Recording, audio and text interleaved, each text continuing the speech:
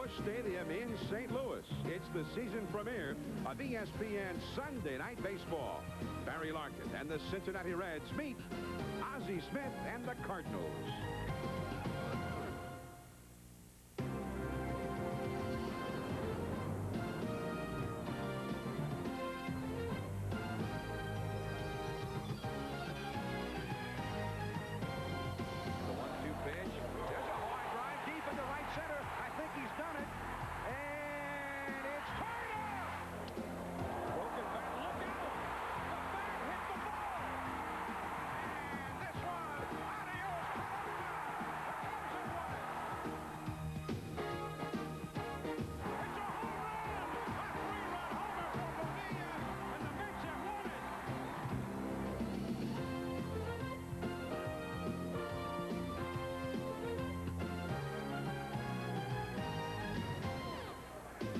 Happy Easter, everyone, and welcome to Busch Stadium in St. Louis.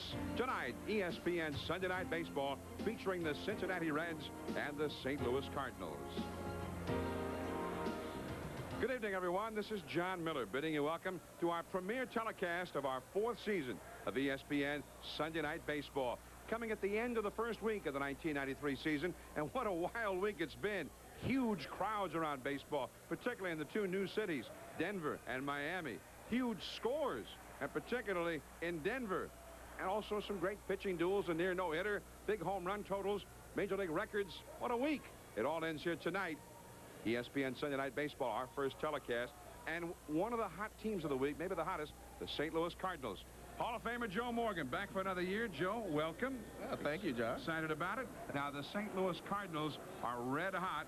And what gives with the Cards? Well, the real thing that's happened to them is they've gotten a lot of offense from the right side of our infield. There was some doubt about their defense, but there's no doubt about their offense. Geronimo Pena's been hitting the ball exceptionally well, and then they've been supplied with a lot of power from Greg Jeffries. Jeffries already has 3 home runs. He hit 2 home runs against Tom Browning. This is the second home run 2 nights ago. So he has been swinging the bat exceptionally well, and that's one of the things that they have lacked in the past, power from their infielders. And Jeffries is extremely happy to be here, as you might expect, with 3 home runs already. He said that's the first time he's ever hit a home run to the opposite field. Now, the Cardinals' defense maybe isn't what it was, but the Wizard is still out there. Ozzie Smith, 13 Gold Gloves, the best ever at shortstop. Well, I think he's the best to ever play defensively at shortstop.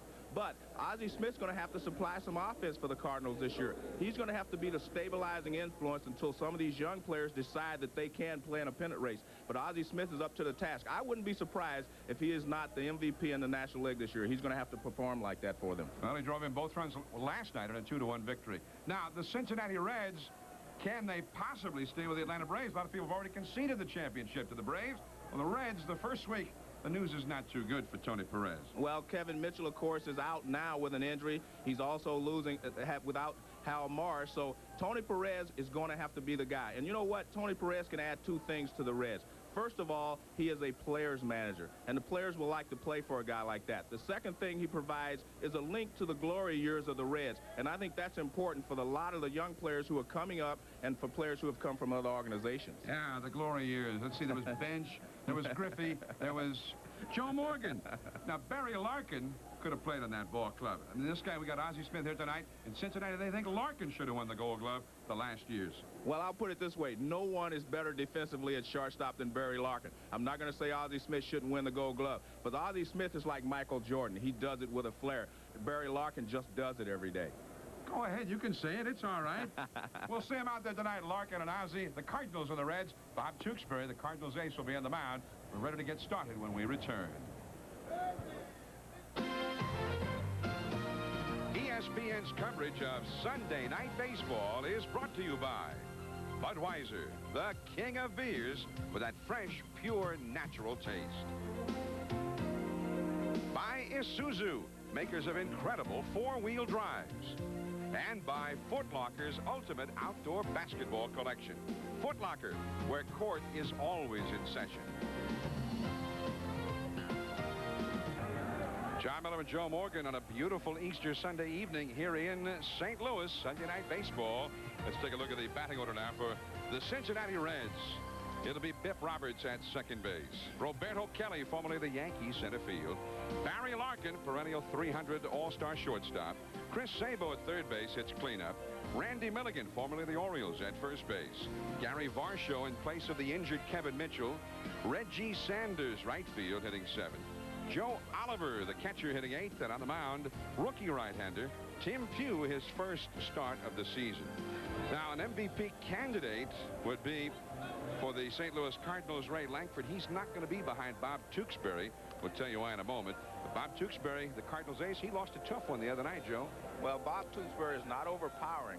He will move the ball around, doesn't walk anyone. His main strength is his control. He had the best control record of any starter in the last 60 years a year ago. And this is the defense. Mark Whitten in right field, the best arm in Major League Baseball. But the real key will be the right side of the infield for Geronimo Pena and Greg Jeffries. Jeffries is an undersized first baseman. We'll see how that affects the throws from the infielders. All right, and then Brian Jordan, who is an outstanding outfielder, former football player with Atlanta, but he's in there in place of Ray Lankford. Friday night, Lankford nearly made a great catch on a ball hit by Reggie Sanders. But, Joe, as he went back for it, the wall proved to be rather unyielding. Well, we can see he takes a look, but he doesn't realize how close he is to the wall. He makes a leap for it right off the edge of his glove, and his ribs and left side are exposed to the wall. And it's a triple for Reggie Sanders. Yeah, he got a triple on it, and Lankford was out of the lineup. He took batting practice tonight, and he told Joe Torre that he would be available to pinch hit if Torre needed him. Torre said only in an emergency would he use him. So here we go. Bob Tewksbury, as almost always he does in the first pitch, throws a strike. Tewksbury was 16-5 a year ago. Biff Roberts hits a foul past third base coach Dave Bristol, and the count is now 0-2. Well, Biff Roberts was the most valuable and most consistent player on the Reds last year, but he was in the outfield. Now they have moved him to second base, and it'll be a question of whether he can stay healthy for the entire season. Moving back on the infield, getting knocked around. But Tony Perez made that decision that he felt that he was had a better ball club if he could move Biff back to second base and insert Kevin Mitchell in left field. And there's one away as Bernard Gilkey takes care of business out there. One down for the Reds. Now, the Atlanta Braves, with a win already today over the Dodgers, 3-0. And so here are the Braves at 5-2, and the Reds, ball club that, if things went well, would have a chance to beat the Braves this year in the National League West. But the Reds are only 1-4 in the first week of the season. A little early yet to get concerned. On the other hand, you don't want to follow too far behind a club with the pitching that Atlanta has. Roberto Kelly stands in. Well, I agree with you, John. They have a chance to catch the Atlanta Braves, but if you fall 5 or 6 games behind, it will be very difficult to catch up because the Braves, with their pitching staff, will not have long losing streaks. Set for Roberto Kelly. There's been a lot of talk about the addition of Kevin Mitchell because I think he's very important to the middle of their lineup to be a stabilizing force in the middle. But Roberto Kelly is a great addition to the ball club because not only is he a good hitter, he's an excellent outfielder, and he's also adds a lot of speed on the bases. Very good base runner. Kelly averaged 34 steals a season while he was with the Yankees. So Barry Larkin is the hitter. You see that he's done fairly well against Tewksbury. Tewksbury misses with his first pitch for the first time. You expect a hitter like Larkin to do well against Tewksbury because Tewksbury is not overpowering. He's always around the plate, which allows Barry to decide whether to take it to right field or he can pull the ball. He can do anything he wants with Tewksbury because he is not overpowering. The question with Tewksbury, I guess, would be he doesn't throw real hard. He didn't have any exceptional pitches. We just know that he has the great control and he wins, and you want to know, how can he do it? It's a foul by Larkin. 1 ball, 1 strike. Well, he changes speed so well, John, and he doesn't have to pitch from behind very often. And the other thing that he does so well is he may pitch you different each time that you come to the plate. You go up 4 times, he'll start you off with 4 different pitches, 4 different locations, and he just moves the ball around. You never know what to expect from Tewksbury. I think that's the mystery behind him, and that's what makes him so successful. Ball and a strike to count to Larkin. 1 out, 1 on. And Jeffrey looks Kelly back to first base. Reds will run. They've got plenty of speed. Kelly, though, has yet to steal a base. Has been caught twice already. Almost caught leading the wrong way there. That's Gregg Jefferies over at first base. One of the things you have to learn when you go to a new league is learn the moves of the pitchers. And he probably is not accustomed to some of the pitchers he's seeing here early in the season. Downfield deep for Barry Larkin. Into straightaway right field. Mark Whitten with an easy play. And that is out number 2. Kelly will have to retreat to first base. Now, instead of Kevin Mitchell coming up, which is the master plan of the Reds, Kevin will probably not be available again until Friday when the Reds get back home from this road trip. He got a little hamstring pull in his right side. As there he is. He told me he was ready to pinch hit tonight, and I talked to Perez. He says, no, he's not. He will not pinch hit. He will not play for at least 3 more days, as you mentioned. Maybe longer. So Chris Sabo hitting cleanup tonight. Chase that high one. 0-1. Now, Sabo 2 years ago hit a lot of home runs, hit 26 home runs, and a lot of injury problems for him last year. But they well know that he could come back and hit 20 or so again. They didn't have much home run pop last year. Jefferies picked that low throw. Yeah, Craig says he hasn't had any problems digging balls out of the dirt. The problems he's had is just gauging some of the throws from some of the infielders. Some infielders throw sliders, others throw sinkers. Beauty. Right at the knees on the outside. 0-2 to Chris Sabo. No score. 2 down. The Reds have runner at first. The Reds will be leaving right after the game. They go to Philadelphia. And the Phillies are the other hot team in the National League East. 5-1. Cardinals 4-1 at the start of this game. And I want to add to that story. Quite naturally, Ozzie Smith throws it straight. No problems for Greg catching from Ozzie, he says. Ozzie's the wizard. That's in front of Whitten. Base hit. Stopping at second base is Roberto Kelly. And you won't see the Reds taking liberties with the arm of Mark Whitten. One of the best throwing arms of any outfielder.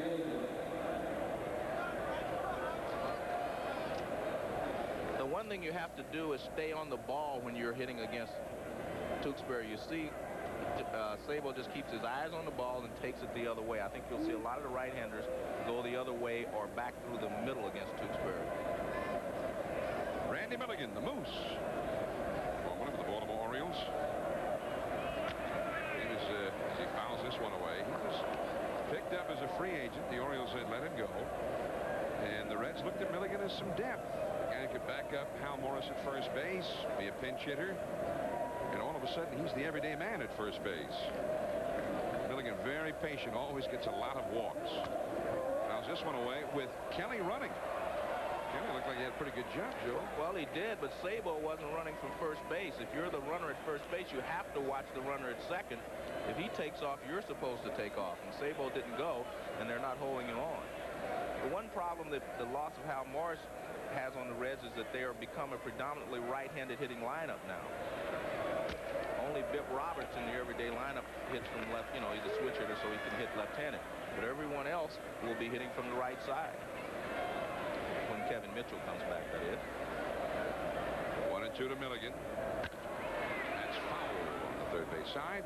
Still 1 ball and 2 strikes. 2 on, 2 out of the first inning for the Reds. There's Roberto Kelly going back to second base. And Chris Sabo returns to first base. I mentioned Milligan and all of the walks. He's only hitting .214 early in the season this year with an on-base average of .476. Got 7 walks already this year. As we've discussed before, in the middle of your lineup is not where you want a guy to take a lot of walks. He has to drive in runs for it. Right to Z. Thought about throwing the second. But he puts it right in the glove of Jefferies to retire Milligan. 2 hits, 2 left. Geronimo Pena, red hot, will lead it off when we return. Tension-headed. One-time National League MVP with the Cardinals. There's Joe Torre, now the manager of the Cardinals. Here's his batting order for this Easter Sunday night baseball telecast. It will be Geronimo Pena hitting .529, leading off second base. The Wizard, Ozzie Smith, Drove in both runs last night at short. Greg Jeffries, 3 home runs already. First base. Todd Zeile, he's red hot. Batting cleanup at third. Mark Whitten, formerly with Cleveland, is in right field. Bernard Gilkey, hometown product, in left field.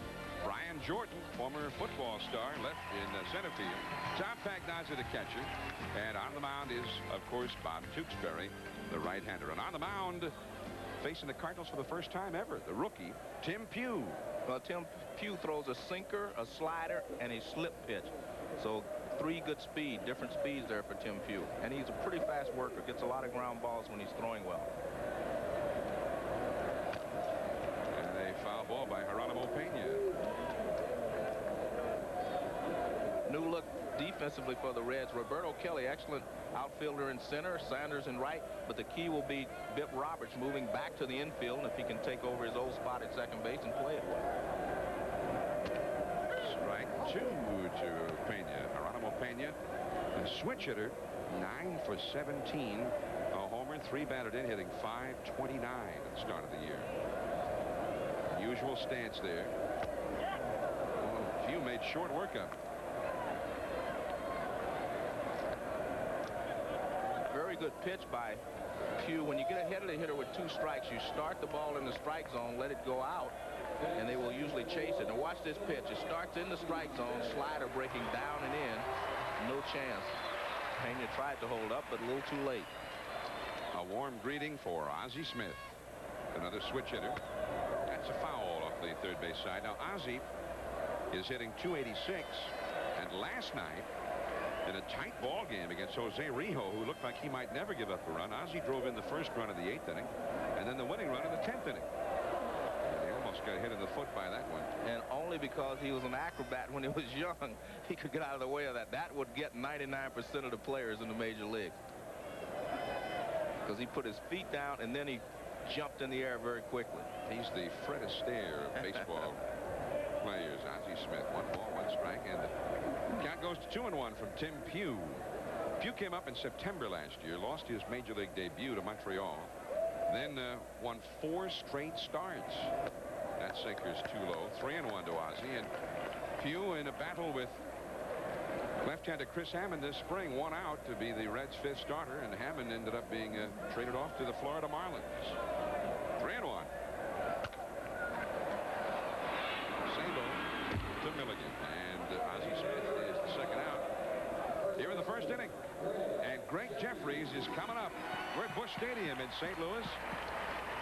Our Sunday Night Baseball premiere of 1993, our 4th season. And of course, you don't have to even check your local listings to find out when we'll be on, because we're going to be in the same time slot from now until the end of the season, every Sunday, 8 o'clock Eastern, 7 Central, 5 Pacific, and of course for you Rockies fans, 6 Mountain Time. Every Sunday from now until the end. Strike 1 to Jeffries. He's another switch hitter. High drive, deep right center field. Kelly. Jeffries around second. A stand-up triple. Now Jeffries had stopped at third base as the relay was dropped, and had he not stopped, he might have taken off for home. No doubt about it. If he would have rounded the bag under full head of steam, he could have made it easily. Roberto Kelly looked like he had a shot at the ball. He just couldn't quite get there. But I tell you what, Jeffries is showing a lot more power than he's ever shown before. Now watch, he gets close to the wall. I think the wall, he shied away from the wall a little bit. It bounces away. Now watch Jeffries. If he continues around third base, he would have been able to score easily. But right here, he slows up. See, he's going into third. Now he sees the ball get away, but it's too late. Here's the cleanup hitter, Todd Zeile. He and Jeffries have become fast friends. And Zeile, who's very quiet, Jeffries very outgoing, and they say that combination somehow has clicked. Strike 1 called to Todd Zeile. He is hitting .421 here in the first week of the season. By the way, Jeffries, all those home runs, 3 home runs already. That's his first triple, and he has yet to hit a double.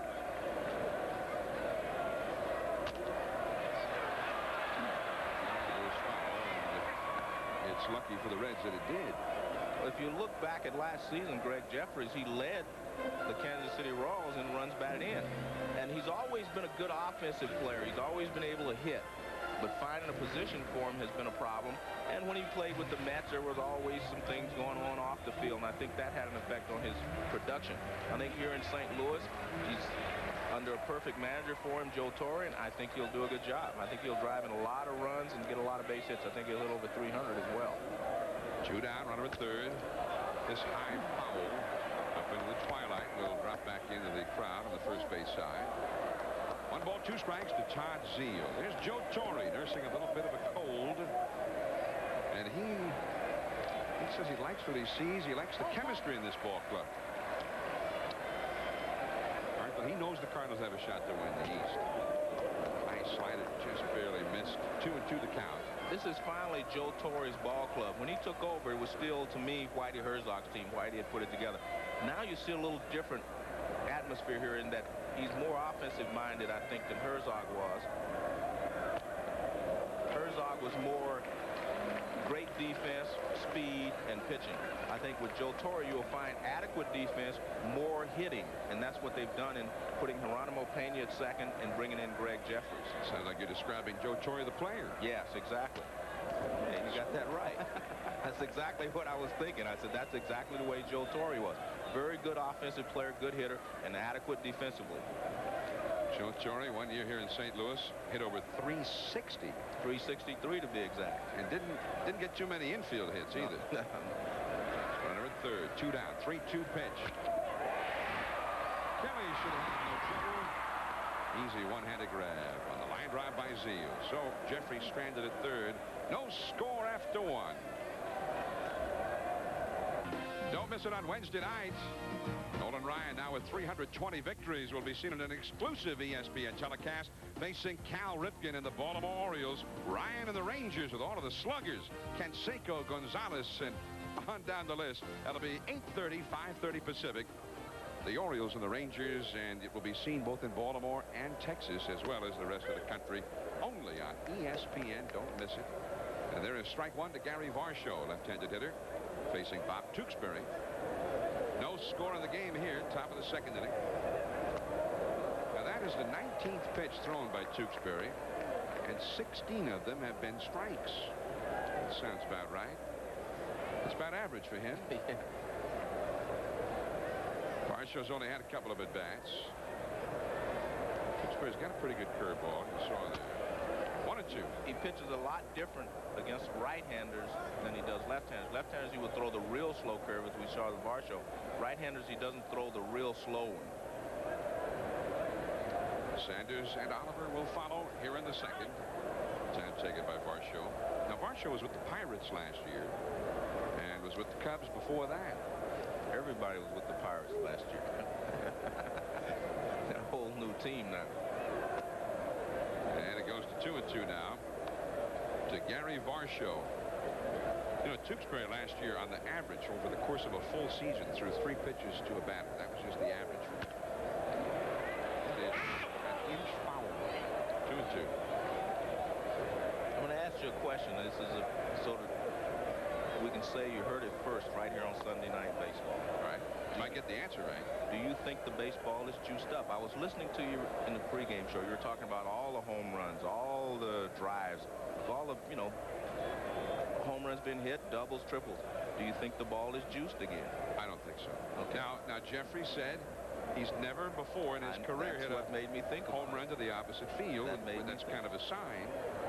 Well, that made me think about it. Also, I watched, although this is not a good indication, I watched Juan Gonzalez hit a home run the other day, and I thought he popped it up, and it went about 40 rows deep. Well, I asked Gonzalez about that. Yeah, you saw it. He was, and he said he knew it was gone. Oh, okay. Uh-oh. That'll be a base hit. Let's see how Tewksbury is. Well, he got it in his glove, so he should be okay. Let's see if my theory is correct and the ball is juiced up. That's the reason he couldn't catch it. He would have been able to catch that ground ball normally. Smash right back up the middle, and on this AstroTurf, the ball really shoots through the infield. And he got a glove on it, but he couldn't hold it. Third hit for the Reds. Nobody out. Second inning. Here is Reggie Sanders. Well, I know don't ever buy this. Basically, on principle, I don't buy the notion that the ball is juiced up.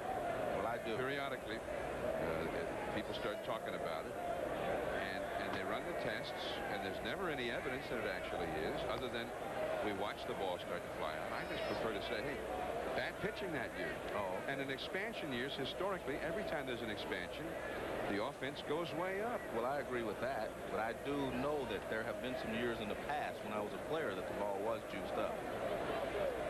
Now, are you saying in all of your good years the ball was juiced up? No, I said in the years that I had bad years it was. Oh. my line drives carried all the way to the outfielders.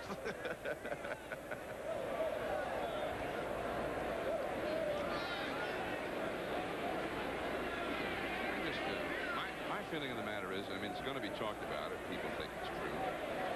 In 1927, when you read the history books, Ruth and Gehrig hitting all those home runs, people started saying, hey, the ball's juiced up. It probably was. Well, as Ruth himself pointed out this year, he said, how come nobody but me and Lou are hitting home runs if it's juiced up? But 1961, Maris and Mantle hit all those home runs, right? 61 homers. And people say, hey, the ball is juiced up. But I wasn't basically talking about individuals now. I'm talking about the league itself. If you look, there were times when the home run production in both leagues really jumped up. But I think that also is cyclical. 1 ball and 2 strikes now to count to Sanders. All right, when we talk about juiced up, it means that the ball goes a little farther, meaning that it's wound a little tighter. But in 1987, when they all said that, yeah, because the home runs went way up, yeah, they hired professional engineering companies to inspect the baseball with baseballs of the years past, and they could not find any evidence that it was juiced up. John, I can probably find someone to say that carpet's not green out there if I look long enough. Strike 3 call to Reggie Sanders on the curveball. That was a beautiful pitch from Tewksbury. He throws you a lot of pitches away, and then he freezes you. See, the ball starts in and moves out over the plate, and Sanders was just frozen there. One other thing, when you got expansion, you've got a great hitter's ballpark out there in Denver. There'll be 81 games played in that ballpark. That's going to cause some ERAs to go up and batting averages to go up. I think the Miami ballpark is going to prove to be a good hitter's ballpark. Joe Oliver, the hitter, runner at first, 1 out, no score. We're in the 2nd inning. But let me just say that I think that, for instance, 1987. Okay. We talk about the ball being juiced. Jose Canseco, for instance, Cal Ripken, any number of other big sluggers, their home run totals did not go up. Yeah, but I didn't say it was juiced in 87. Oh. But let me explain again. One of the reasons I think so, not because of Denver or even the Florida ballpark. I've seen more balls here in this week go out of Busch Stadium than I've ever seen early in the season. The ball carries well here when it gets real hot, but not when it's cold, and there have been a couple of balls just jump out of here when it gets cold. Foul ball, 2 strikes to Joe Oliver. But I'll leave it at that, and we'll discuss it again halfway through the season. How about that? Well, and that'll be fine. But I think that when the offense goes up, let's just enjoy it. Right, I agree. I think the fans enjoy it too. Why does anybody get upset that the offense goes up? That's what we like to see. All of us who aren't pitchers. 1 ball and 2 strikes now to Joe Oliver. The pitcher, Tim Pugh, is on deck. We got 1 out here in the 2nd inning. Varsho led off the inning with an infield single off the glove of Bob Tewksbury. 32-year-old right-hander, native New Englander from Concord, New Hampshire. And easily back to the bag is Varsho. He went to Rutgers University in New Jersey. He's an artist, an illustrator, a cartoonist. That curveball is foul down the left field line. Still 1 ball and 2 strikes. His walk ratio, he averaged about 3/4 of 1 walk for every 9 innings that he pitched. Or maybe 2 walks, I guess, for every 27 innings, let's say. And that was the best control record for any relief pitcher in 60 years. I'd go back to 1933 to find somebody who did better. which is one of the main reasons he was 16-5. He had a lot of no decisions.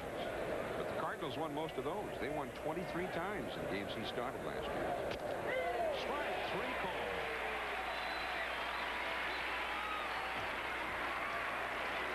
Well, because he changes speed so often, unconsciously you start to look for the breaking ball.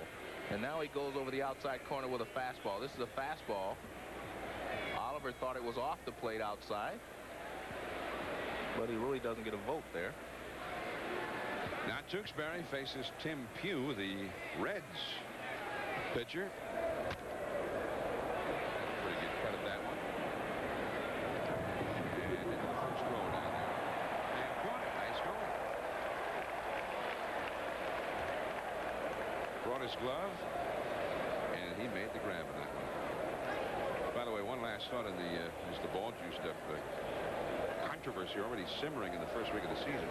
Peter Pasquarelli points out, right now on Major League rosters, there are more than 60 pitchers who have been released by other Major League clubs. In other words, other clubs didn't want these guys around. Well, when you add expansion, actually you add 20 more pitchers or 22, whatever they decide to keep, of players that were probably not in the Major League last year. So you're adding maybe AAA pitchers to a Major League roster.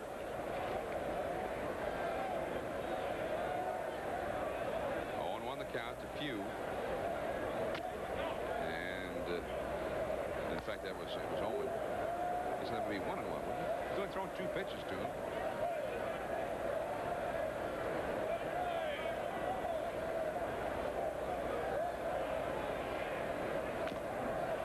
Foul ball, 1 ball and 2 strikes. I told you the ball was juiced. You didn't even see the other pitch. The scoreboard had 2 strikes up there. There was 1 and 2. It was? Yeah. So you missed the pitch. I'm so caught up in this argument now. No, we're not arguing. We're only discussing. It's not the ball. It's just I'm juiced. Drills that one foul back to the backstop. 1 ball, 2 strikes.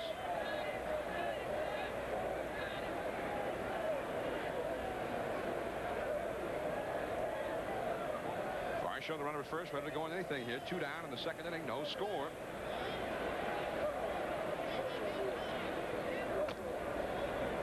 Tim Pugh is battling it out here with Bob Tewksbury. Again, that shows, how Tewksbury pitches. You take another pitcher with a great fastball, he would just take a 1-2 pitch and just fire it right past Tim Pugh. Pugh out of Oklahoma State University. The Oklahoma High School Baseball Player of the Year. He's a senior in high school. Back in amongst the spectators, 1 ball and 2 strikes. Pugh's a great big guy, 6 feet 6 inches tall. 26 years of age.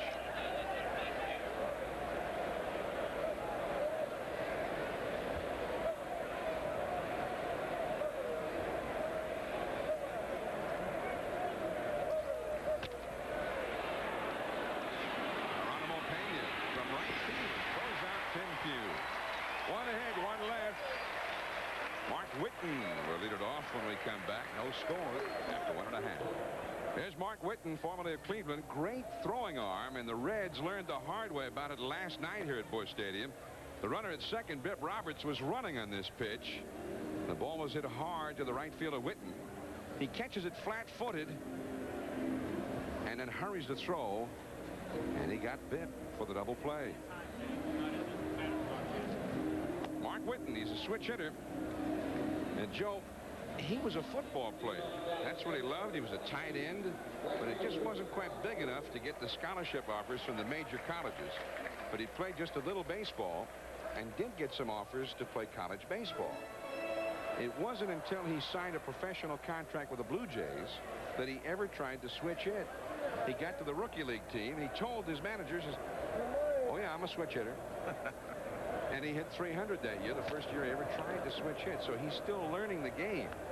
And as Joe Torre pointed out, he says up till now he's kind of just gotten by because he's got great talent, but learning something every day about the game, which is still very new to him. Switch hitter, Torre likes that versatility. That's a Brown, the first base umpire, making the call. Joe Torre wanted it to be fair. 4 of the first 5 Cardinal hitters in the lineup were all switch hitters. Torre likes that versatility. He likes what Witten gives him in the outfield. The problem with Witten is he wasn't producing with the bat in Cleveland what they would have liked. Well, he strikes out an awful lot, so you really can't get a good read on whether he's really learning or he's adjusting every day. He's got to cut down on his strikeouts before you can really get any indication of how good he can possibly be. One thing you have to like about his attitude, when the season ended, he requested to be allowed to go to the instructional league. He'd hit too many fly balls. He was working on hitting down on the ball. More line drives than he'd been hitting. I guess he's hit a lot of fly balls to the warning track that were caught easily, a lot of pop-ups. And he's still been working on that throughout the spring. And he says he's not where he wants to be yet, but he says it's coming.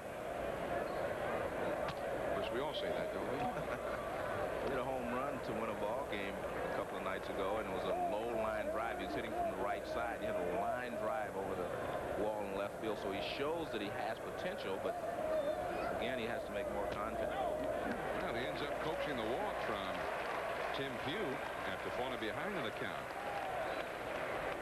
First walk of the game. No score in last of the second, and here is Bernard Gilkey. Pretty nice crowd here tonight on the holiday. And when Witten came over, Bernard Gilkey became the odd man out. Gilkey hit over 300 for the Cardinals last year. And it's kind of interesting because they've got 2 projects, so to speak, Brian Jordan in center field and now Mark Witten. So now what happens to Bernard Gilkey? He's only playing tonight, of course, because Langford injured his shoulder last night, left side. It was like the night before, actually. Right, the night before. So what happened to Bernard Gilkey? You asked the rhetorical question. Here's my answer.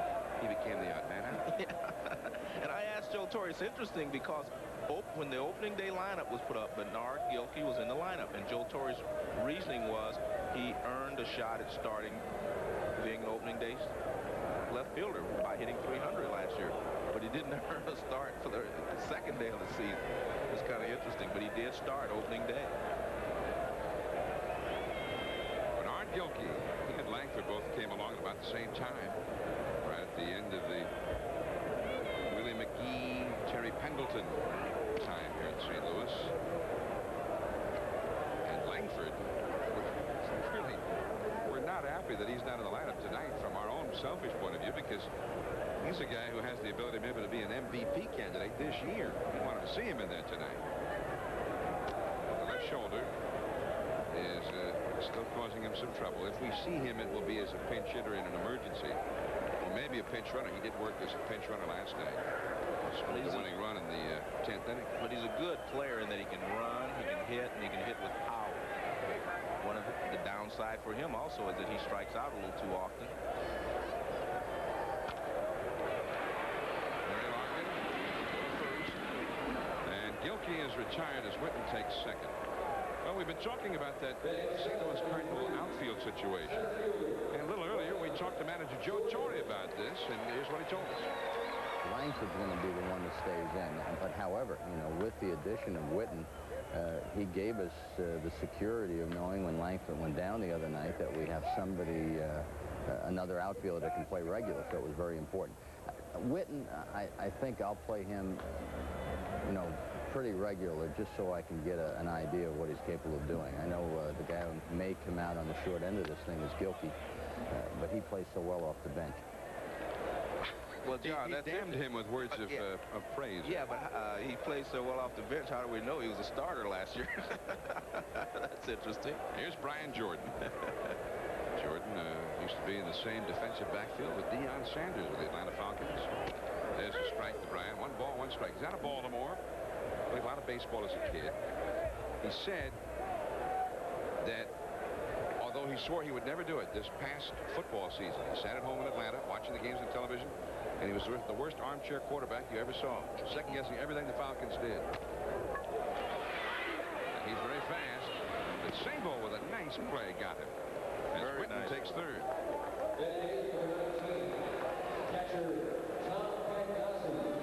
Judon, and Jordan is not hitting the ball right now. 2 for 16 now for the year. a chopper, and as a third baseman, you have to get the ball on the big hop or the short hop. Now watch, he charges it, gets it on the in-between hop. Actually, very good play by Sabo. Gonna look like Brooks Robinson there. Brooksy. Yeah. Now he doesn't look like Brooks. He did there for a moment, but again, now he looks like Chris Sabo. Tom Pagnazzi. 2 down. Pagnazzi hitting .091 at the start of the year. See there, 1 for 11. And that's a ball. He's another Joe Torre project. And they thought that because of his defensive abilities and his abilities as a receiver, he could be an everyday catcher. And he's hit better even than they thought. Pugh gets it in there for a strike. 1 ball, 1 strike. Runner at third again for the Cardinals for the second straight inning. With 2 down, they've gotten a man over to third. And there he is, Mark Whitten. 0-0 last of the second. A ball and 2 strikes now. The pitcher, Tewksbury, is on deck. He would be next. The Orioles and the Mariners 6-6. The Orioles blew a lead there in the 9th inning. Tino Martinez driving in the tying run.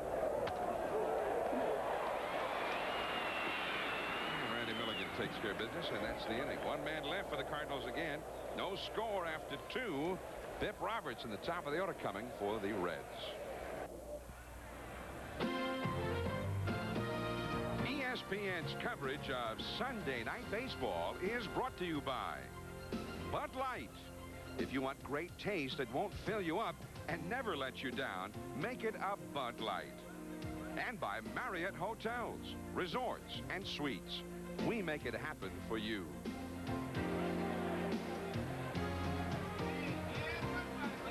John Miller along with Joe Morgan, your Sunday night telecasters. Back with you for our 4th season of Sunday Night Baseball. We're in St. Louis, and it's the top of the batting order for the Cincinnati Reds here. Bip Roberts looks at the big curveball for a strike from Bob Tewksbury, the Cardinals ace, looking for his first win of this season.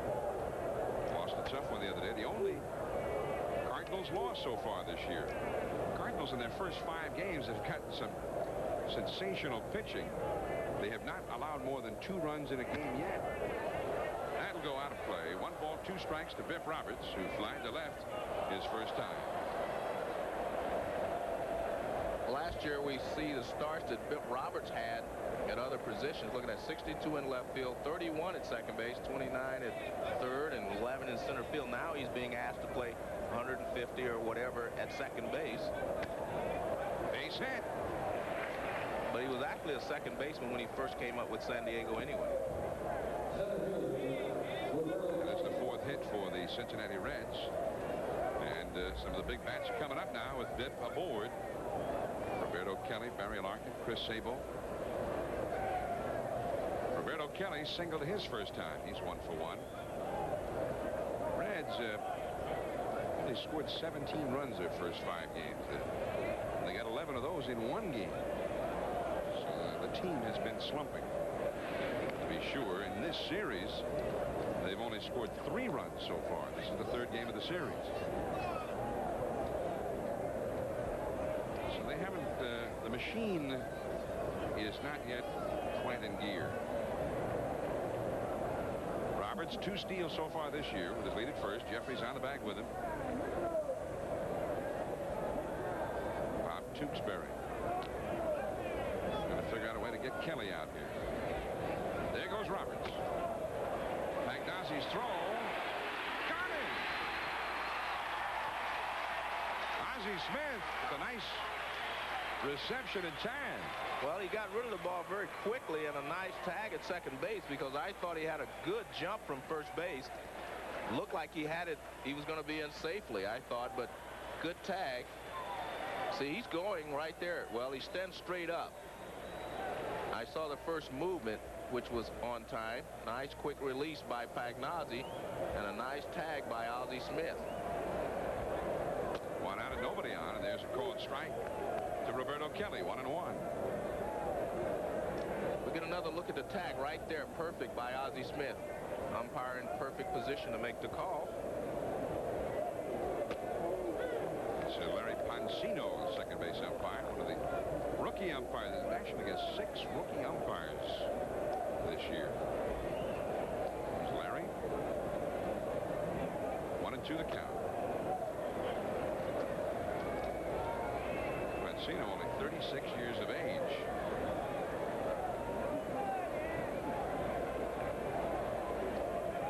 To the count to Kelly. Base hit, left field. So he's 2 for 2, and the play by Pagnazzi and Ozzie with the tag now even magnified still further. Yes. It was excellent release by Pagnazzi, although the pitch was up, which is, gives him a little bit of a head start, but he got rid of the ball very quickly and got it down to second base in time. He's just not working for the Reds right now. They've only hit 3 home runs. They've only stolen 3 bases, been caught 4 times. We're talking about for the first week of the season. They're not scoring runs. And that is strike 1 to Barry Larkin. Fly to right his first time. And we saw Tewksbury go to the slide step. Then that's where you do not lift your front leg very high. You just kind of slide it towards the plate. That makes it almost impossible for the runner at first base to steal. 1 out, 1 on. Kelly at first. Whitten. Remember, this is Busch Stadium. Stays in the ballpark easily. Out near the 375-foot marker. Out number 2 as Kelly goes back to first. Well, last night here, the Reds had 11 hits, but scored only 1 time and lost 2-1. Now, tonight, Tewksbury's faced 12 hitters.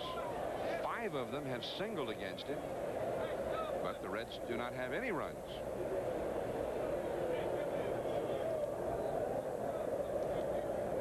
No score, 3rd inning. Sabo singled his first time. Ball 1. We're talking about Tewksbury using the slide step, which keeps the runner from going. So he doesn't pick his leg up. It's just like stepping toward the plate, sliding toward the plate, and throwing it. That does not give the runner at first base time to read his movement and take off. But he mixes that in. He doesn't do it every time. 1 ball and no strikes to Sabo. No score, top of the 3rd in St. Louis. Oh, Tewksbury floated that one through there for a strike. Which, if you read the rule, it says that the pitcher shall not do anything to deceive the runner. If he's not deceiving the runner, why is he doing it? Yeah, it should be a ball. Yes, that's what I'm saying.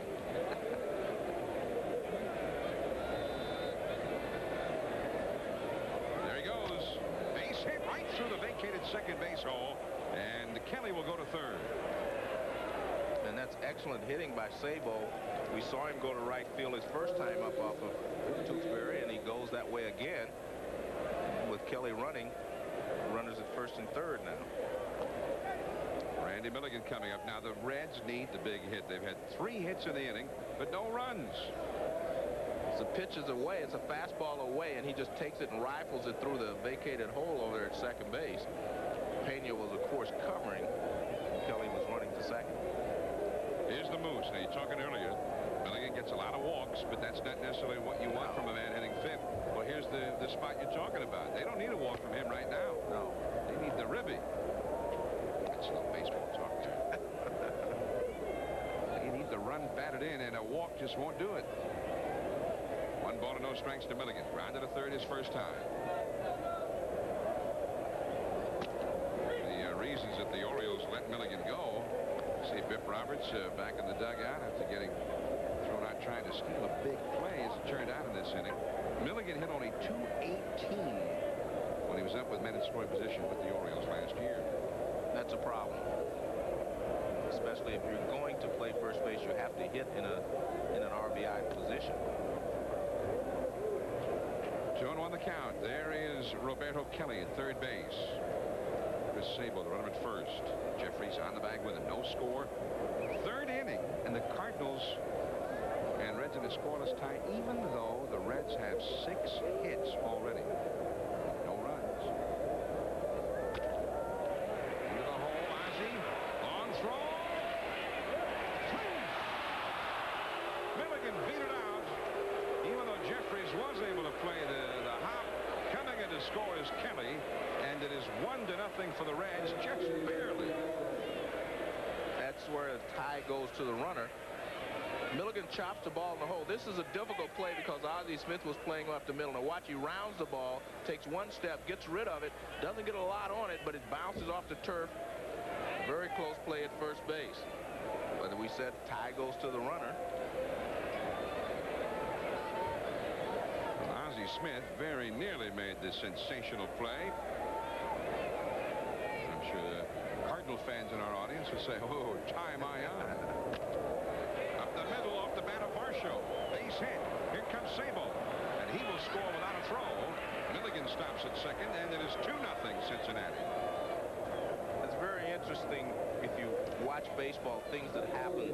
Baseball is kind of a contagious sport, and we were talking about the fact they had 6 hits. No one's knocking anyone in. All of a sudden, you get one infield hit, and then the next guy follows with a 2-out hit. And you have to look back and say, well, if Milligan wouldn't have hustled and beat that throw to first base, they would be out of the inning with no runs. Yet they have 2.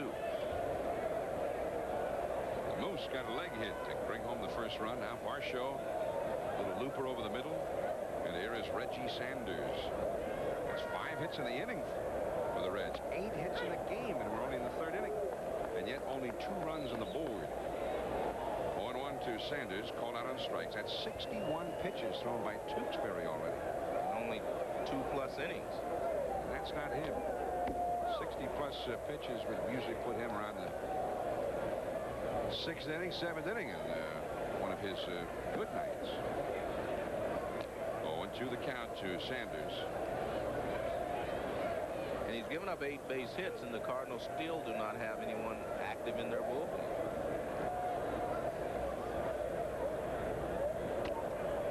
Just missing inside. 1-2 to Reggie Sanders. He's another guy that, I mean, you talk about Mitchell and a lot of other guys, but he's a key man in this Reds crop. A young guy, showed a lot of promise last year. They think he could evolve into a big star. It's with power, got speed. Ozzie into the hole again. Getting the man at second. Varsho with Pena covering. 2 runs and 5 hits for the Reds. 2-0 Cincy. Now the Cardinals trailing 2-0, and Bob Tewksbury will try and help his own cause here, facing Tim Pugh, the rookie of the Reds.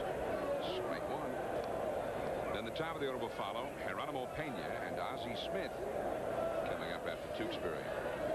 Tewksbury 6 for 70 last year. So the odds of him doing something real dramatic here are not great. I don't think you save him to pitch it in the 9th inning. Checks his swing well. You know he can do that. 2-1 the count. The appeal denied there by Bill Hahn, the first base umpire. 2-0 the Reds ahead. Out hitting the Cardinals 8-1 already. Sable. They got plenty of time. And there is one away. Now let's go to Chris Berman. All right, John, thank you. The 12th inning in a 6-6 game. Orioles and Mariners in the Kingdome. Glenn Davis has been top of the 12th, but Lee Tinsley is there to haul it in. Then bottom of the 12th inning.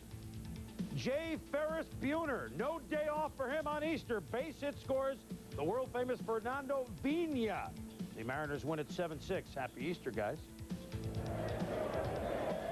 Thank you, Chris. So that was the only other ball game still going. It is now completed. And here we are with the final game of the first week of the 1993 season. Here is Geronimo Pena, switch hitting second baseman, takes ball 1. He struck out against Pugh his first time. Pena off to such a sensational start. That's that one hard, but right there, Biff Roberts. Number 2 here in the 3rd inning. 2 down, and Ozzie Smith is coming out.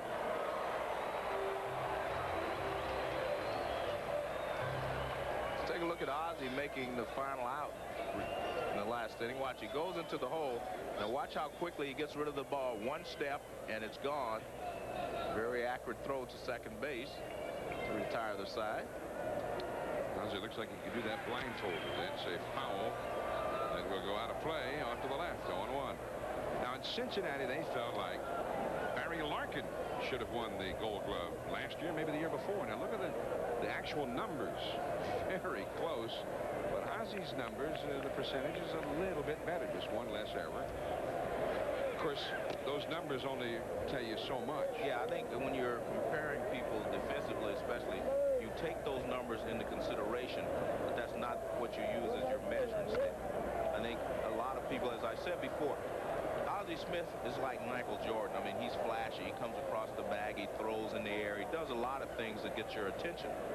Barry Larkin is not so flashy, but he does a great job of getting to the ball and making the play. Ozzie last year didn't make an error for like the first 40 or 50 games, so he got some immediate attention. And again, I can't say that Ozzie's better than Barry or vice versa, but I can only say neither is better than the other. Is that straddling the line? Tim Pugh got him.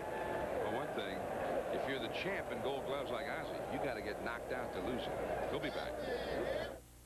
It's not just the Reds into the fourth inning from Busch Stadium in St. Louis. This is John Miller along with Joe Morgan and Joe Oliver, one-time World Series hero, leads it off for Cincinnati against Bob Tewksbury and Geronimo Pena. Throws him out. There's one away. We were talking about Ozzie Smith and Barry Larkin in the battle for the Gold Glove at shortstop. And recently we talked to Barry whether he looks at it as a competition with Ozzie. I don't think it's a competition between him and I. You know, I think the changing of a guard is something that takes a long time to do in baseball. You know, I feel like over the last 3 or 4 years I played very well defensively. I don't know if I can play much better than that. Yeah, but John, I think strike one to Tim Pugh. I think you said it perfectly. You have to knock the champion out. You can't decision him. And I don't know if he would even win by decision looking at those statistics. They were very close. Yeah, the statistics were almost even, but you'd have to give little edge to Ozzie just on the stats. And of course, he's the reigning Gold Glove champion, one of the most golden of all time, as you see in that list there. 3 more, and he'll tie for the most Gold Gloves in history for any position. As Pugh is down on strikes, out number 2. 2 down, we go to the top of the order. 2-0 Reds. Now, Wednesday night, 8:30, mark this time and date down. Nolan Ryan and the Rangers will take on Cal Ripken and the Orioles, who are limping along right now. But Nolan Ryan will go for lifetime number 321. Dean Palmer's got 4 homers. Gonzalez has 3. And Canseco is just getting unlimbered for that Rangers lumber company. That will be seen from coast to coast in every city and hamlet in America. Befitting a game pitched by Nolan Ryan on ESPN. And Cal Ripken Jr. is off to a good start as well. He's hitting the ball well, but his team is not doing well. There's ball 2 rather, to Biff Roberts. We were in our Ryan reverie there. Almost overlooked that first pitch. 2-0 to Biff. He is 1 for 2 in the game. And that's a called strike. 2-1. We are in the 4th inning here. The Reds with 2 runs and 8 hits. Cardinals have not given up more than 2 runs in a game yet this year. Base hit for Biff.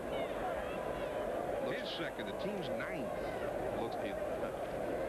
And one of the things they're doing, if you watch closely, everyone, the left-handers and the right-handers, going the opposite way on Tewksbury. And that's probably one of the reasons they have so many hits tonight. 9 base hits here against Tewksbury in only 3+ innings. I think the Reds have solved, really figured out a way that they can handle him. It may not work for some other team. It seems to be working for the Reds tonight.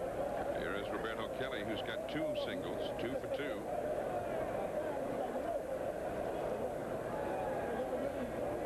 And he takes a called strike. Now, Tony Perez is now the manager of the Reds. Tony is still one of the great hitting authorities around the major leagues. And when Kelly got to camp this year, Tony kind of took him under his wing at first. He said he thought Kelly's swing was a little too big. Got him to shorten down his stroke a little bit. Not to worry about the power. He wants him to get on base, hit line drives, hitting in the number 2 spot. With the Yankees, he often hit 5th, 6th in power spots. I've always felt that his swing was a little long also. One thing here, as a base stealer, Biff Roberts has to go again. In my opinion, if you're a base stealer and they throw you out, you have to go right away the next time. You got to get right back on the horse, as they say, if he throws you. But you cannot stay. There's 2 outs. There's no point in staying at first base. Make him throw you out again. You got to get back in the saddle again. I like these Western illusions, Joe. Yeah. Here's a young Cowboy watching in from the right field corner. 1 ball and 2 strikes. Fellow keeping an eye on Biff Roberts. Biff last year stole 44 bases and only got caught 7 times. 1-2 to Kelly. 2 down. Roberts at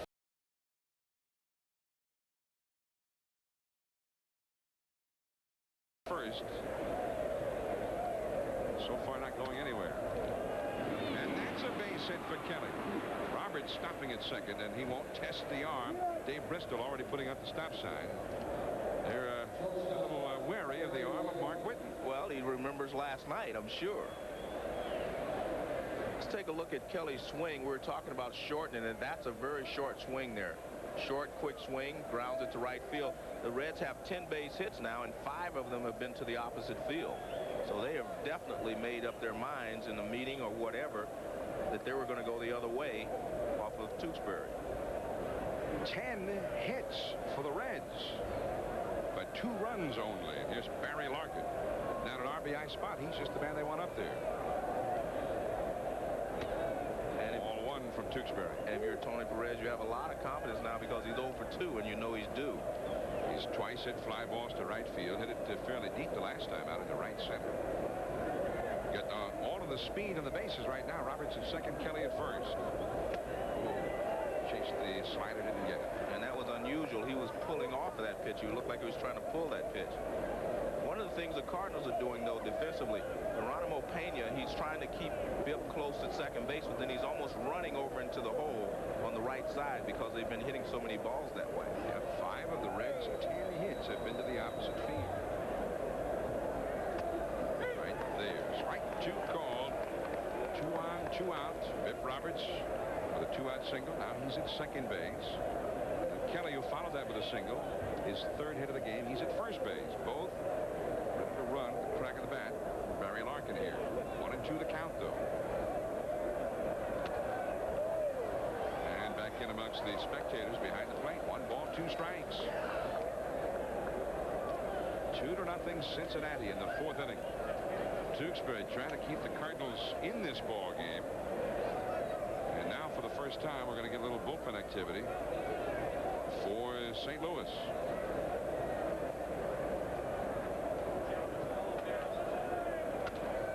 Toward the middle. And it took a bad hop off the lip of the dirt and into center field. Coming in to score is Roberts. And the Reds got a big break. It looked like Ozzie had that one within his range. But it hit the edge of the sliding box and it hopped over Ozzie's shoulder. And it is 3-0 Cincinnati.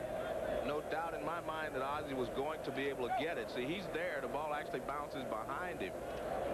See, he's there. It hits the edge of the turf in the dirt and just bounces over Ozzie's head. Now, as Ozzie talks it over with Todd Zeile, and Zeile saying, wait a minute, Ozzie, I thought on artificial turf you weren't supposed to get bad hops. There's Joe Coleman, the pitching coach of the Cardinals, after a visit with Tewksbury. 3 runs for the Reds. That's the most runs allowed by the Cardinals in a game this year. You know, I saw Ozzie Smith make a play in San Diego. I think it's the greatest play I've ever seen by an infielder. Jeff Burroughs was at Texas. He lined a ball, 1 hopper, up the middle like that. Ozzie was diving for it. The ball hit a rock on a natural turf, bounced behind him, and he caught it with his bare hand, got up and threw Jeff Burroughs out at first place. That was the greatest play I have ever seen by an infielder. There is Omar Olivares warming up in the Cardinals bullpen. 0-0. Here's the bouncer by Sabo, and it's through base hit. And here comes Kelly. He will score. Stopping at second is Larkin. And the Reds, with their 12th single, they are singling Tewksbury to death. Nobody's hitting the ball hard, particularly, but they've got 12 hits against him. They have found every hole that there is. Well, they have definitely found some holes the last 2 innings. Just out of the reach of the infielders on the left side and the right side. Chopped through the hole. Now, it looked like Gilkey had a shot at Kelly, but he realizes that Kelly runs well, so he decided he'd better hold it.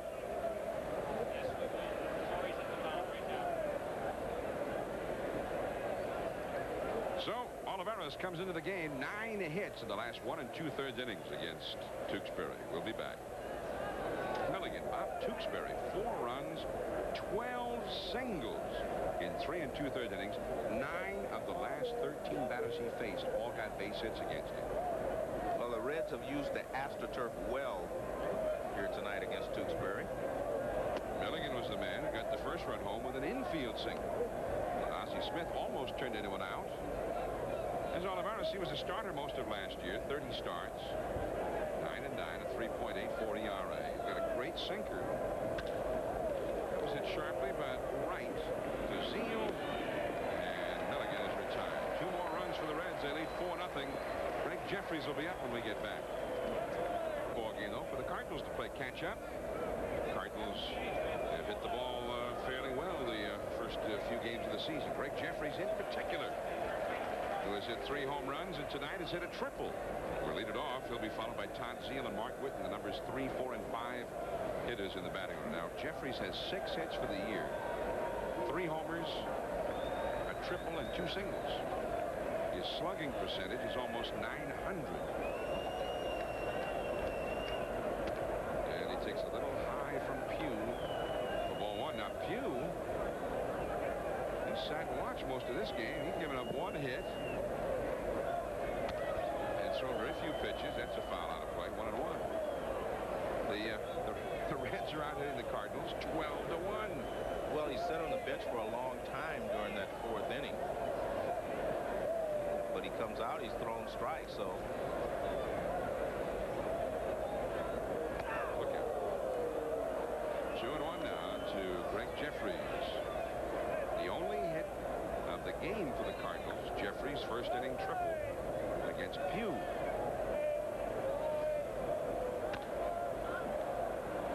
Right to Biff Roberts, and there is 1 away. Here in the 4th inning.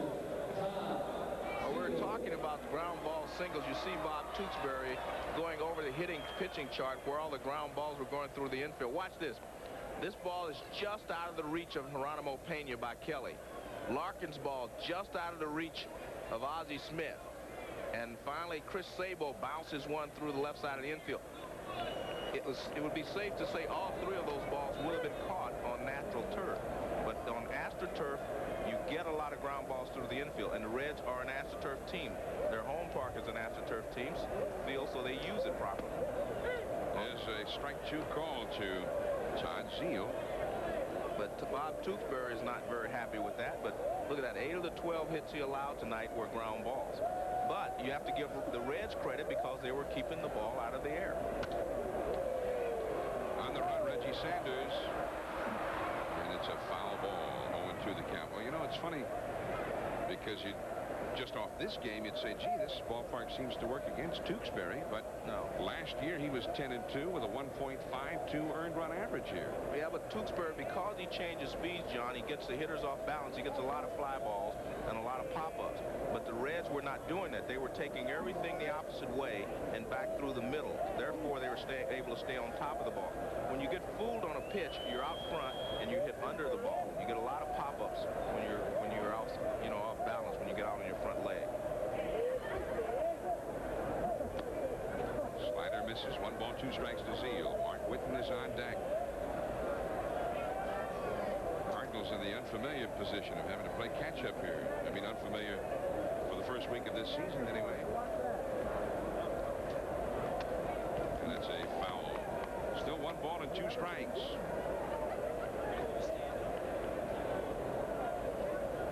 Seven of the outs that Pugh has recorded in this game, by the way, have been in ground balls. He's a sinker baller. That's what he wants, no matter what kind of surface. Taken, check swing. The appeal denied by Bill Hahn. 2-2. Take a look at Pugh.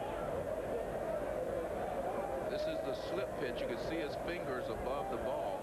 He takes his 2 fingers off the ball when he throws the slip pitch, and it kind of slips out of your hand, and it becomes a real big changeup. 3-2 now to Zeal. Actually, with that ground out by Jeffries, that's 8 ground outs recorded by Tim Pugh. And isn't that interesting? The Cardinals are not finding the holes, and the Reds are. Fate has played a hand. But there's a little difference in that Pugh is throwing a true sinker, so they're hitting the top of the ball, so the ball bounces. And Tewksbury, they were hitting ground balls. There were rollers. There's a soaring pop-up. That's the first pop-up hit against Pugh. Biff Roberts takes it. Out number 2 here in the 4th. Well, see, we take a look at what I was talking about. Now, this is the slip pitch again. Now, what happens is he gets Zeile out in front of it. See his fingers off the ball? Now, that's a slip pitch. See how it slips out of his hand? Not a lot of spin. You get out in front of the ball, and you hit a lot of pop-ups. That was a pitch before that Zeile took. Mark Whitten, the hitter, he walked his first time. Strike 1 call. The slip pitch, that's Paul Richards. Yes. Invented that pitch, didn't he? The late Paul Richards. Well, he made it famous by teaching it to the Baltimore staff. 0-2 the count. ESPN Sunday Night Baseball. Game 1 on the Sunday night telecast of 1993. We're in St. Louis. The Cardinals trailing the Reds 4-0 last of the 4th inning. I'm John Miller along with Joe Morgan. And we will be with you every Sunday from here on through the rest of the baseball season. 8 o'clock Eastern, 7 Central, 5 Pacific. Every Sunday, that's where you'll find us. 2-2 to it next Sunday, in fact. You'll find us at Dodger Stadium, Los Angeles. Jim Leyland's Pittsburgh Pirates and Van Slyke and Company, and the Los Angeles Dodgers. Strawberry and Davis both apparently healthy again. Biff Roberts throws out Whitten. Easy inning. 4-0. Joe Morgan, the Reds. Some say they can beat the Braves. What do you say, Joe? Well, I think they have an opportunity, but they're going to have Kevin Mitchell for more than the first 5 games of the season. He's not in there tonight, and probably won't be in there till Friday when the Reds get back home to Riverfront Stadium for this road trip. Reds are leading tonight even without Mitchell in there. It is 4-0 Cincinnati. We're into the top of the 5th inning now. Varsho taking ball 1 from Omar Olivares. Broken bat, base hit. Another single. 13 hits, all singles for the Little Red Machine. Yeah, well, that's another reason you need Mitchell in there. You need some pop. You're not going to get 13 singles every night. Cleveland beat Toronto today, 10-6. Yanks finally lost one. Mattingly's hot, though. Kansas City won its first ball game. This fella Hyatt is going to be a pretty good big leaguer. Looks like Dean Palmer of the home run. The Rangers beat Boston. Tigers beaten in Anaheim. Oakland blasting Milwaukee. Dave Henderson a home run. And the Orioles blew a lead in the 9th inning. Lost another one there, 1-4. Did you say Martinez hit a home run in Seattle? Tino? I don't know that he did. Oh, I thought I read that someplace. He hit one there Friday, I know that. Let's see the rest of the scores around baseball today. 1 ball and 1 strike now to Reggie Sanders from Montreal over Colorado, 19-9 today. Can you imagine the high altitude there and the juiced up baseball? 3-game series. The first 3 games ever played at Mile High Stadium in the major leagues. There were 57 runs scored. The average score in that 3-game series was 10-9. That's caught in deep center by Jordan for number 1. Don't forget now, next Sunday night, we'll be in Dodger Stadium. It'll be Andy Van Slyke and the Pittsburgh Pirates under Jim Leyland. Darryl Strawberry is healthy. Better to take his place among the greats of the game. So's Eric Davis. The Pirates and the Dodgers, 8 o'clock Eastern, 5 Pacific. We'll see you out in sunny Southern California next Sunday night. I'm looking forward to going to L.A. because they say that Eric Davis has shortened his swing, and I want to take a look at that. Something new. Joe Oliver, the hitter, back to the bag. Varsho at first base.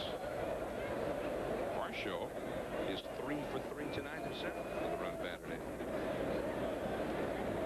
Depth off the bench there for Tony Perez. 4-0 Cincinnati. 13 hits for the Cardinals, for the Reds. With the runner going, Ozzie will have to go to first for the out. He thought about going to second. He was breaking toward second base, making the play very easy. Varsho safe at second. Well, the Reds put a hit and run on. Ozzie thinks about trying to tag Varsho as he goes in, but he realizes he doesn't have a chance, so he takes the sheer out at first base. you see Ozzie comes across and just makes a throw to first base. I saw a lot of spikes there when he maybe that's what Ozzie saw. He looked over there and there were nothing but gleaming, glistening steel right toward his nose. 0-1 to Pugh, the pitcher. He's grounded a second and he's been called out on strikes. 13 hits for the Reds, 1 for the Cardinals. Now a ball and a strike to Pugh. Bob Tewksbury, 3 2/3 innings, 4 runs, 12 hits allowed. Got to be one of his worst performances here in St. Louis in a couple of years at least. Tim Pugh,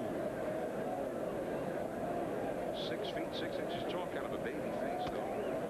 That's a ball inside. 2-1.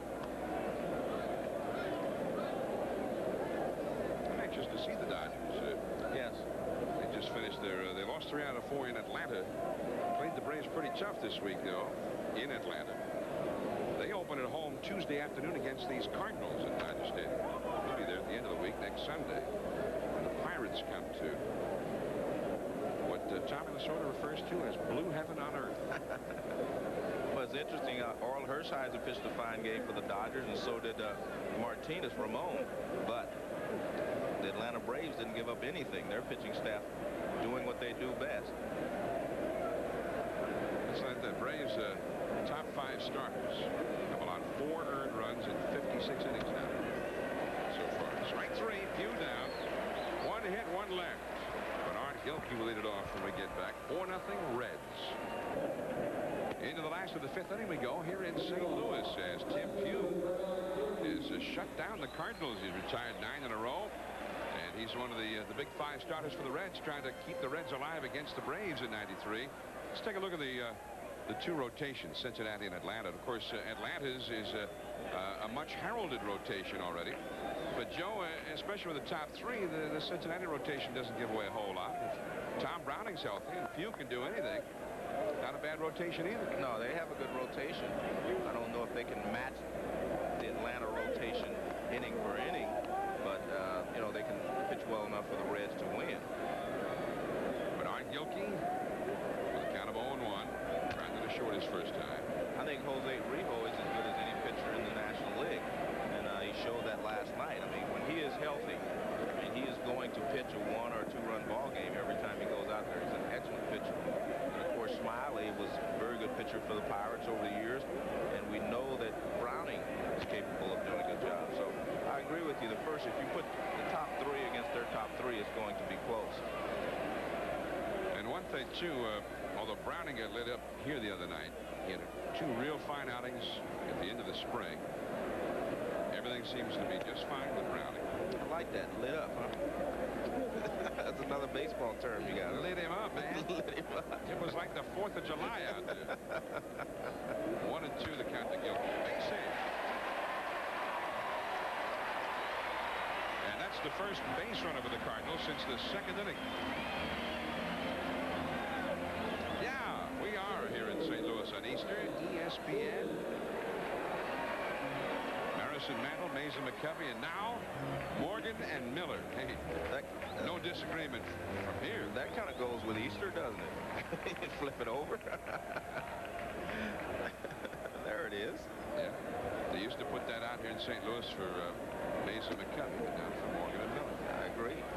1 ball and no strikes.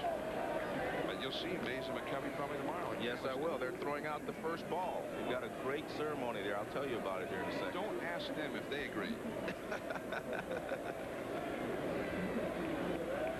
1 ball and no strikes to Brian Jordan. Runner at first. Tim Pugh has given up only 2 hits. He has a 4-run lead. Brian Jordan trying to show that he belongs here in the big leagues. Check hit the curveball last year. He's still working on it. In fact, that's one of the things he and Chris Chambliss, who is the hitting instructor here now, worked on. John, let me give you this rotation tomorrow. Opening day in Candlestick Park. Willie Mays is going to throw out the first pitch along with Juan Marichal, Willie McCovey, and also Gaylord Perry. Sounds like a big day at Candlestick. Yes. I hear the Grateful Dead's going to sing the anthem. Yes, they are. And along with a lot Orlando Cepeda, they got 5 guys that Hall of Famers, 4 of them, and 1 that probably should be in there. And they're all going to throw out the first ball tomorrow. Runner going. Fouled away by Jordan, protecting Bernard Gilkey. 2-1 to Jordan. Now, Jordan, you saw a moment ago from earlier today, some videotape of Jordan working with Chris Chambliss. And Chambliss, I talked to him earlier this week about, you know, his philosophy on hitting and whatever. And Chris, I think, has some very good ideas about hitting, and he's working with these young players, trying to get them to make adjustments to breaking balls, etc. There's Chris Chambliss. Will always be remembered for the home run he hit against Kansas City. That one off the leg of Pugh. In time. Jordan hard enough to make it through the middle for a base hit, but the ball hit Tim Pugh, and let's see if he's all right.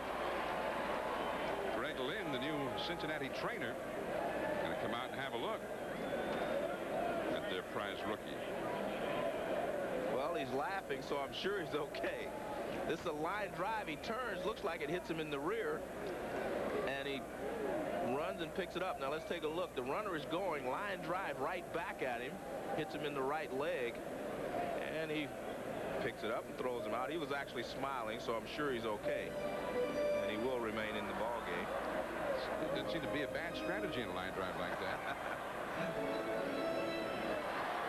In hockey, they'd call that a pad save. Hockey, they wear the pads in the front, though. 1 out, runner at second now for the Cardinals. Here is Tom Pagnazzi. The pitcher, Olivares, is out on deck. To the right side, right to Biff Roberts. And Pagnazzi's an easy out. He's 0 for 2. Gilkey takes third. 4-0. Reds ahead here in the 5th inning, and Olivares is heading to the plate.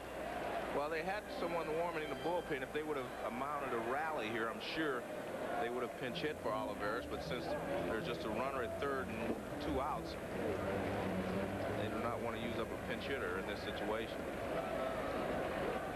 They think he could be a starting pitcher, but he got this great sinker ball, but he's got other pitches, and they just felt that he threw everything else but too much. Sinker, right? Yeah. Well, that's a problem. Sometimes you have too many pitches. So now he'll try and work it out in the bullpen. Olivares from Puerto Rico. 0-1 the count. Runner at third in the dirt outside. Now, Joe, I'm sure fans around the country are saying, gee, they're down 4 runs. They got a runner at third. It's the 5th inning. How come they're not pinch hitting for him? Well, another problem with most teams is you don't get your starting pitchers to go into the 7th, 8th, and 9th inning anymore, so you end up using your bullpen a lot more than you want this early in the season. And they need innings out of each pitcher that they send in there. Barry Larkin shows the strong arm as he throws out Olivares. 1 hit, 1 left. Top of the order coming for the Reds, 4-0. Now we go to the top of the 6th inning here in St. Louis. 4-0. The Reds out front of the Cardinals, and the top of the order coming up. Biff Roberts, Roberto Kelly, and Barry Larkin. Those 3 have combined for 6 hits in the ball game tonight. Who are those guys? That looks like John Miller right there. We'll be in Los Angeles next week, by the way, if you see us out there. We're going to Hollywood next week, huh? Yeah. Okay. Hollywood. Look for some Beverly Hills night before the game. Joe and I, maybe George Burns. Hanging out. Yeah. Here's Biff Roberts, and he takes ball 1. You know, actually, I was at the ESPY Awards. Yeah. The ESPY, the first I saw you. And Bill Murray was there, the actor, the comedian. And he's a big fan of Sunday Night Baseball. He told me. Well, John, who is it? You know? Hey, we're the only thing on. Hey, you stumped We're me the on only that game on. Yeah. Who is it? Angela Lansbury. That's the only one I can think of. 3-0 the count to Biff Roberts. Biff singled in the 3rd, but was thrown out trying to steal. Singled in the 4th and started a 2-run rally. Scored a run. And now he's aboard again. Olivares walking him on 4 pitches. The first walk allowed by Cardinals pitching. Let's go now to Chris Berman. All right, John, thank you. Budweiser takes you to Arlington, where with a 2-1 lead, a 2-run homer by Dean Palmer, his 4th. He leads all American leaguers in homers. The Rangers have the best record in the American League, 4-1. And yes, we'll see Nolan Ryan and the Rangers next Wednesday at home, 8:30 Eastern, against the Orioles. But John and Joe, Mays McCovey, Grateful Dead, Tony Bennett tomorrow. Tell me about it. I know you wished you were going to be there, Chris. We'll be watching Wednesday night. Chris Berman will be there with Buck Martinez, Ryan and the Rangers, all of those big sluggers. Will take on the Orioles, Cal Ripken. Ben McDonald, I think, will be the pitcher for Baltimore that night. Beware of the Rangers. 10 home runs in their first 5 games this year. And Canseco's only hit 1. Yeah.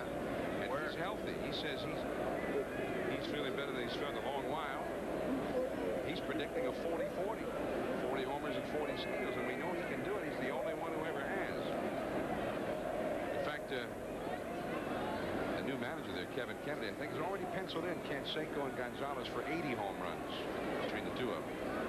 That's a lot. What about Dean Palmer? And Dean Palmer, he had 26 last year, and he didn't even know how to hit yet. He looks impressive. Yes. And don't forget Rafael Palmeiro and Julio Franco, both proven 300 hitters. That offense is pretty potent, to say the least. And that would be a great way for Nolan Ryan to close out a career, wouldn't it?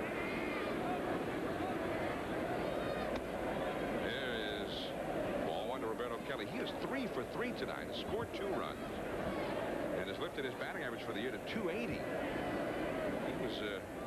He was slumping coming in.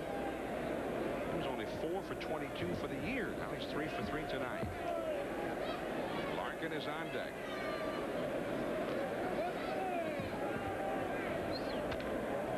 That's foul outside of third. 1 ball, 1 strike to Kelly. Pep Roberts will have to go back to first. There's the Reds bullpen. One of the questions, of course, about Atlanta is the Braves bullpen. Who's the closer, and how strong is the bullpen going to be? A lot of talk that the Braves have been, for instance, scouting Brian Harvey, the veteran closer, now with the Florida Marlins. But here in Cincinnati, without Norm Charlton, we know Dibble could be a great closer. But what about getting the ball to Dibble? That's a question the Reds will have to answer. Base hit for Kelly, 4 for 4. Well, they're not having any trouble getting the ball to Roberto Kelly. He's really swinging the bat well. And as I said earlier, I think he is almost as important an addition as Kevin Mitchell, because he adds a lot to this ball club: speed, defense, and another good bat in the lineup. Good short swing. He had a big long swing in Yankee Stadium. A lot shorter now, a lot quicker. Roberto Kelly from Panama. Here is Barry Larkin from Cincinnati. And it's out of play off to the right. 0-1. Barry is 1 for 3 with a run battered in. His bad hop single bounced over the shoulder of Ozzie Smith to drive in a run in the 4th inning. And one thing, I'm not saying that Kelly wasn't already a good hitter, because he was, but now I think he'll just be that much better by shortening his swing. 2 on, nobody out. Right to third. Let's see if they can get 2. There's 1. 2. Over to third goes Roberts. Larkin hits into the double play. That was neatly turned. Todd Zeile makes the play. The first throw is always the most important. Gets rid of it quickly, chest high. It's very easy from there. All you have to do is play catch with the first baseman from there.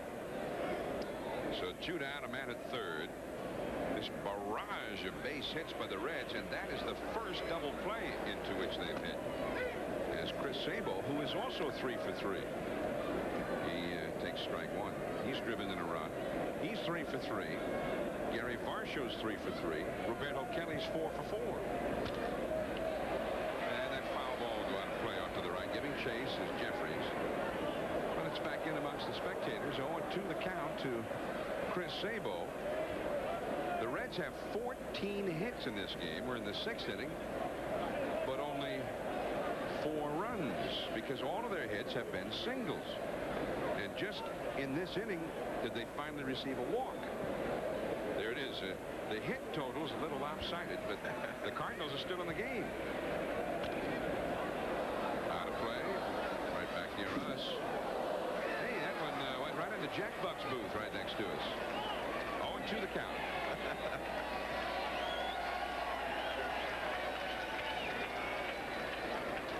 in the Hall of Fame broadcaster, Jack Buck, and that's Mike Shannon, his partner. Used to play for the Cardinals. He almost went for a diving catch there, just like the old days. Ball one outside to Sabo. Milligan would be next. Jack Buck, he's the John Wayne of baseball broadcasters, you know. He's the Macho Bro. Runner at third. 2 down.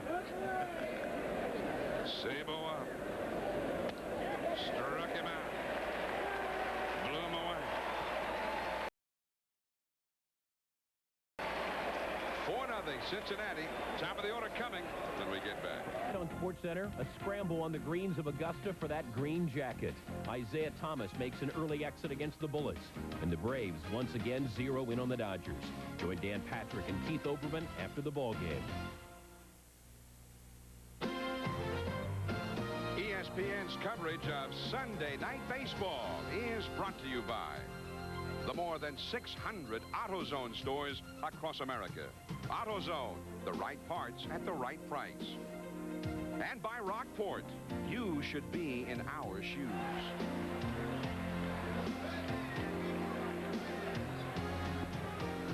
Yeah, take me out to the ball game, buy me some peanuts. Let me sit there and crack them open on national television. I don't know if it's possible to actually do some styling while you're cracking peanuts open, but he came close. I thought he looked very suave there, cracking those peanuts open. That reminds me of a story I read, John, about the Chicago White Sox. You know, we've often talked about how expensive it has become for a family to go to a baseball game. Well, the White Sox are addressing that problem. They have designated some luxury boxes, 100 seats a game for family only. You know, if you have a family of 4 or 5, you get to pay for the seats. You get free hot dog, free drink, all this in a box. Geronimo Pena drives it to the deepest part of the ballpark, and Roberto Kelly runs it down. Geronimo Pena, just the wrong ballpark to go deep to center field. Definitely the wrong ballpark for center field. But he hit it well. But Kelly had it all the way. You could tell the way he was just kind of coasting. Pena attacks it, fastball out of way, and he drives it. Kelly has it all the way. You can see that he's under control. Well, I thought he was. Here's Ozzie Smith. He's 0 for 2. Pena, who came into the game hitting over 500, is 0 for 3. And it's ball one to Ozzie Smith. 4-0 Cincinnati, last of the 6th. And that's back to the screen. 1 ball, 1 strike. It's a fan keeping score. When you go to the ball game, get yourself a scorecard, keep score. It's a more enjoyable way to watch the ball game. You know who's coming up at all times, what they've done in their previous at-bats. 1 ball and 2 strikes to Ozzie Smith. Joe and I, of course, we hire high-priced people to keep score for us. There are scorecard valets. That's base hit number 3 for the Cardinals, and the Wizard has another one. On his way toward 2,500. That's where he wants to end up before he retires. And if you would have seen Ozzie Smith when he first started off, we take a look at the slip pitch, see how it's spinning down. Off-speed pitch, Ozzie waits for it and lines it to left center field. If you would have seen Ozzie Smith when he first came up, you wouldn't think that he would have gotten 1,000 hit, let alone 2,500 that he's shooting for. He's one of those guys that you could literally knock the bat out of his hands. And he has gotten better the last 6 years than ever before. He's the only player I know that really waited until he was up, over 30 to start playing better, to start hitting better. Ozzie back to the bag at first. 4-0 Cincinnati ahead, last of the 6th at the Reds. With that 4-0 lead they're going to be had tonight, the Cardinals had better get started with it before it becomes Rob Dibble territory. Jeffries with a mighty cut, but foul tipped it. 1 ball and 1 strike. Well, we're talking about the slip pitch. Let's take a look at it, and I'll show you the difference between the slip pitch. Watch it. See right here, his 2 fingers are off the ball, right at the top. Now, when he releases it, the ball slips out of his hand, and that gives the appearance of a fastball, yet there's not quite as much speed on it, so it becomes a good changeup. And it kind of falls from lack of speed. It kind of falls like a breaking ball. Jeffries slices it foul off the left field line. 1 ball, 2 strikes to Greg Jeffries. He has the only extra base hit in this game, and he broke his back, by the way, in that foul ball. He goes back to get another one. There have been 17 hits in the game, 14 of them by the Reds, and only one of those 17 hits has been for anything other than a single. Jeffries hit a triple back in the first inning. 4 runs, 14 hits for the Reds, no runs, 3 hits for the Cardinals. Well, since you were throwing out those baseball terms earlier, I would say, well, baseball people refer to this as a team full of Judies, or a game full of Judies. I mean, they hit all those things. All the Judies? All the Judies.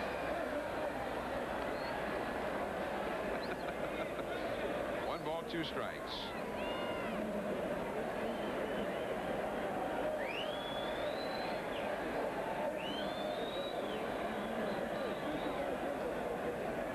Last year, you could see that the Cardinals struck out 144 times in the third spot, and Jeffries only struck out 29 himself. 2 men gone, and Jeffries, who never strikes out, as we just showed you, strikes out. Yeah, but you know, I think Greg Jeffries, I'm really impressed with him. I have been since I first saw him as a rookie. I think he will be a real good addition here for the Cardinals. But you have to remember, they traded a good player away, Felix Jose, who had a good season for them last year. Zeal drills one into the left field corner. Fair ball, and it's in play. Here comes Ozzie Smith heading home. Here's Larkin. He'll hold it. Ozzie has scored on the double by Zeal, and it is 4-1 Cincinnati.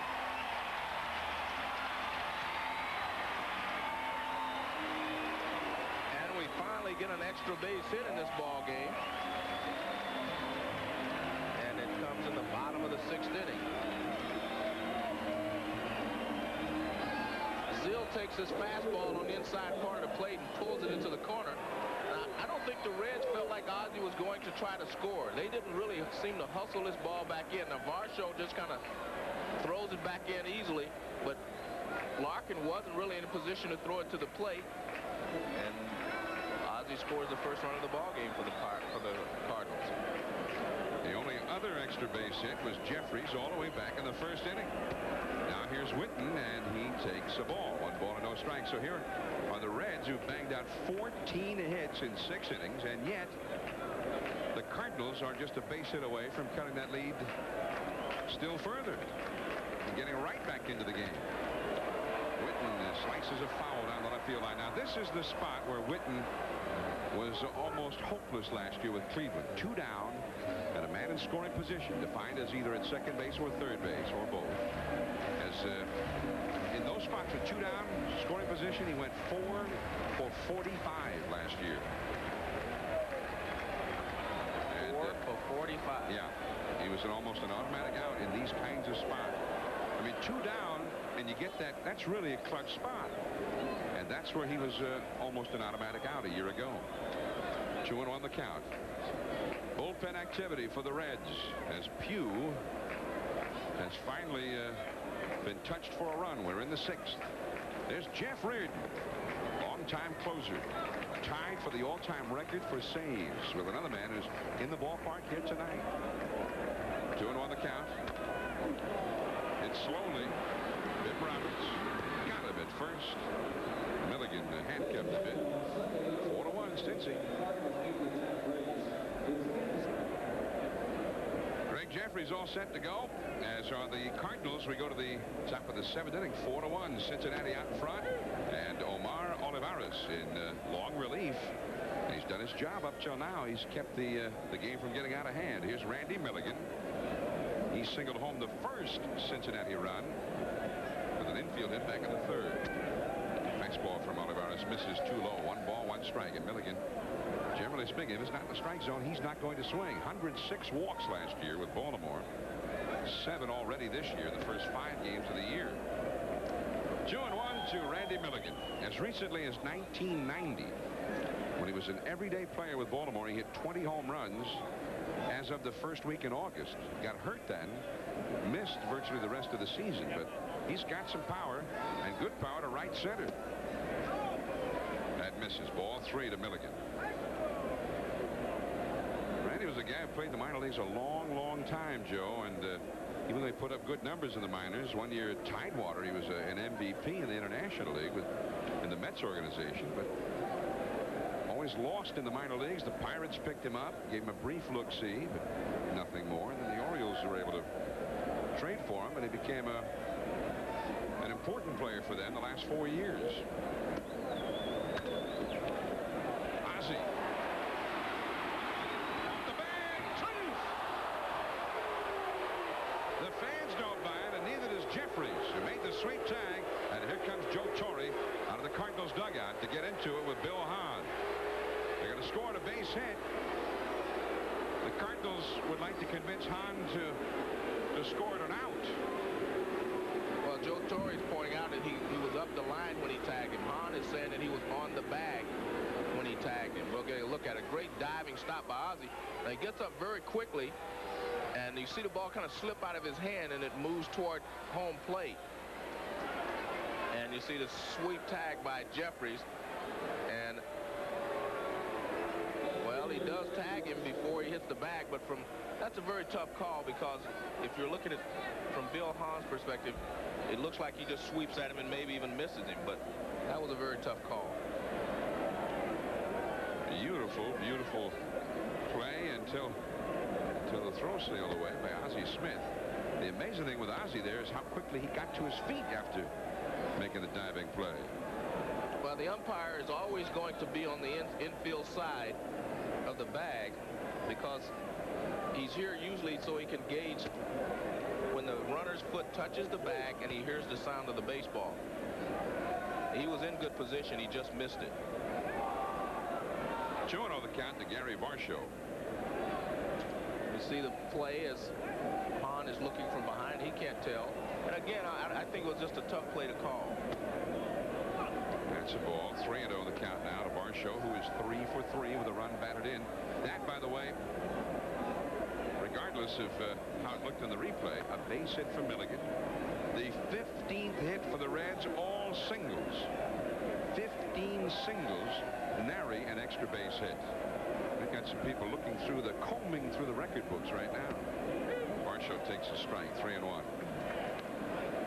Dating back to last night's game. Remember, they had 11 hits last night, 10 of them singles, including the last 8 hits last night, all singles. Their last 23 hits have all been singles. It's like the dead ball era revisited here in Busch Stadium. That's taken by Jordan out in deep left center, and Varsho is returned with the first time in this game. Milligan goes back to first. Ron Oster, the new Reds first base coach. He was a very fine infielder for many years with Cincinnati, a real favorite there.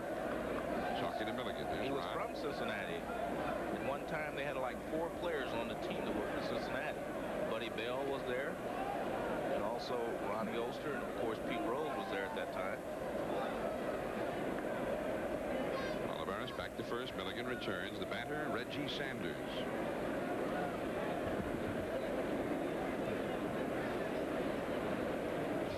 Cincinnati, top of the 7th. Kind of an odd game the way it has been shaping. That's a ball from Olivares. 1 ball and no strikes.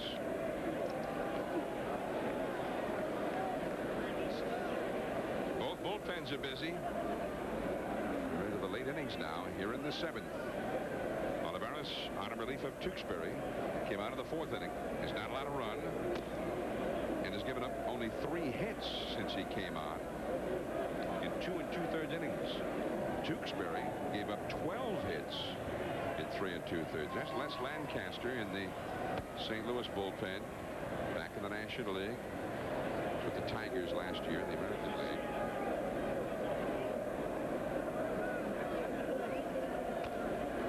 That's a foul by Sanders. Now it's interesting. Sanders is the 7th place hitter. There's Jeff Reardon warming up for the Reds. Sanders is 0 for 3.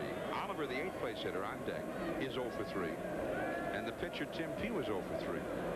The Reds have 15 hits, all of them from the first 6 hitters in the batting order. And only 4 runs. That's a foul, back out of play. 2 balls, 2 strikes.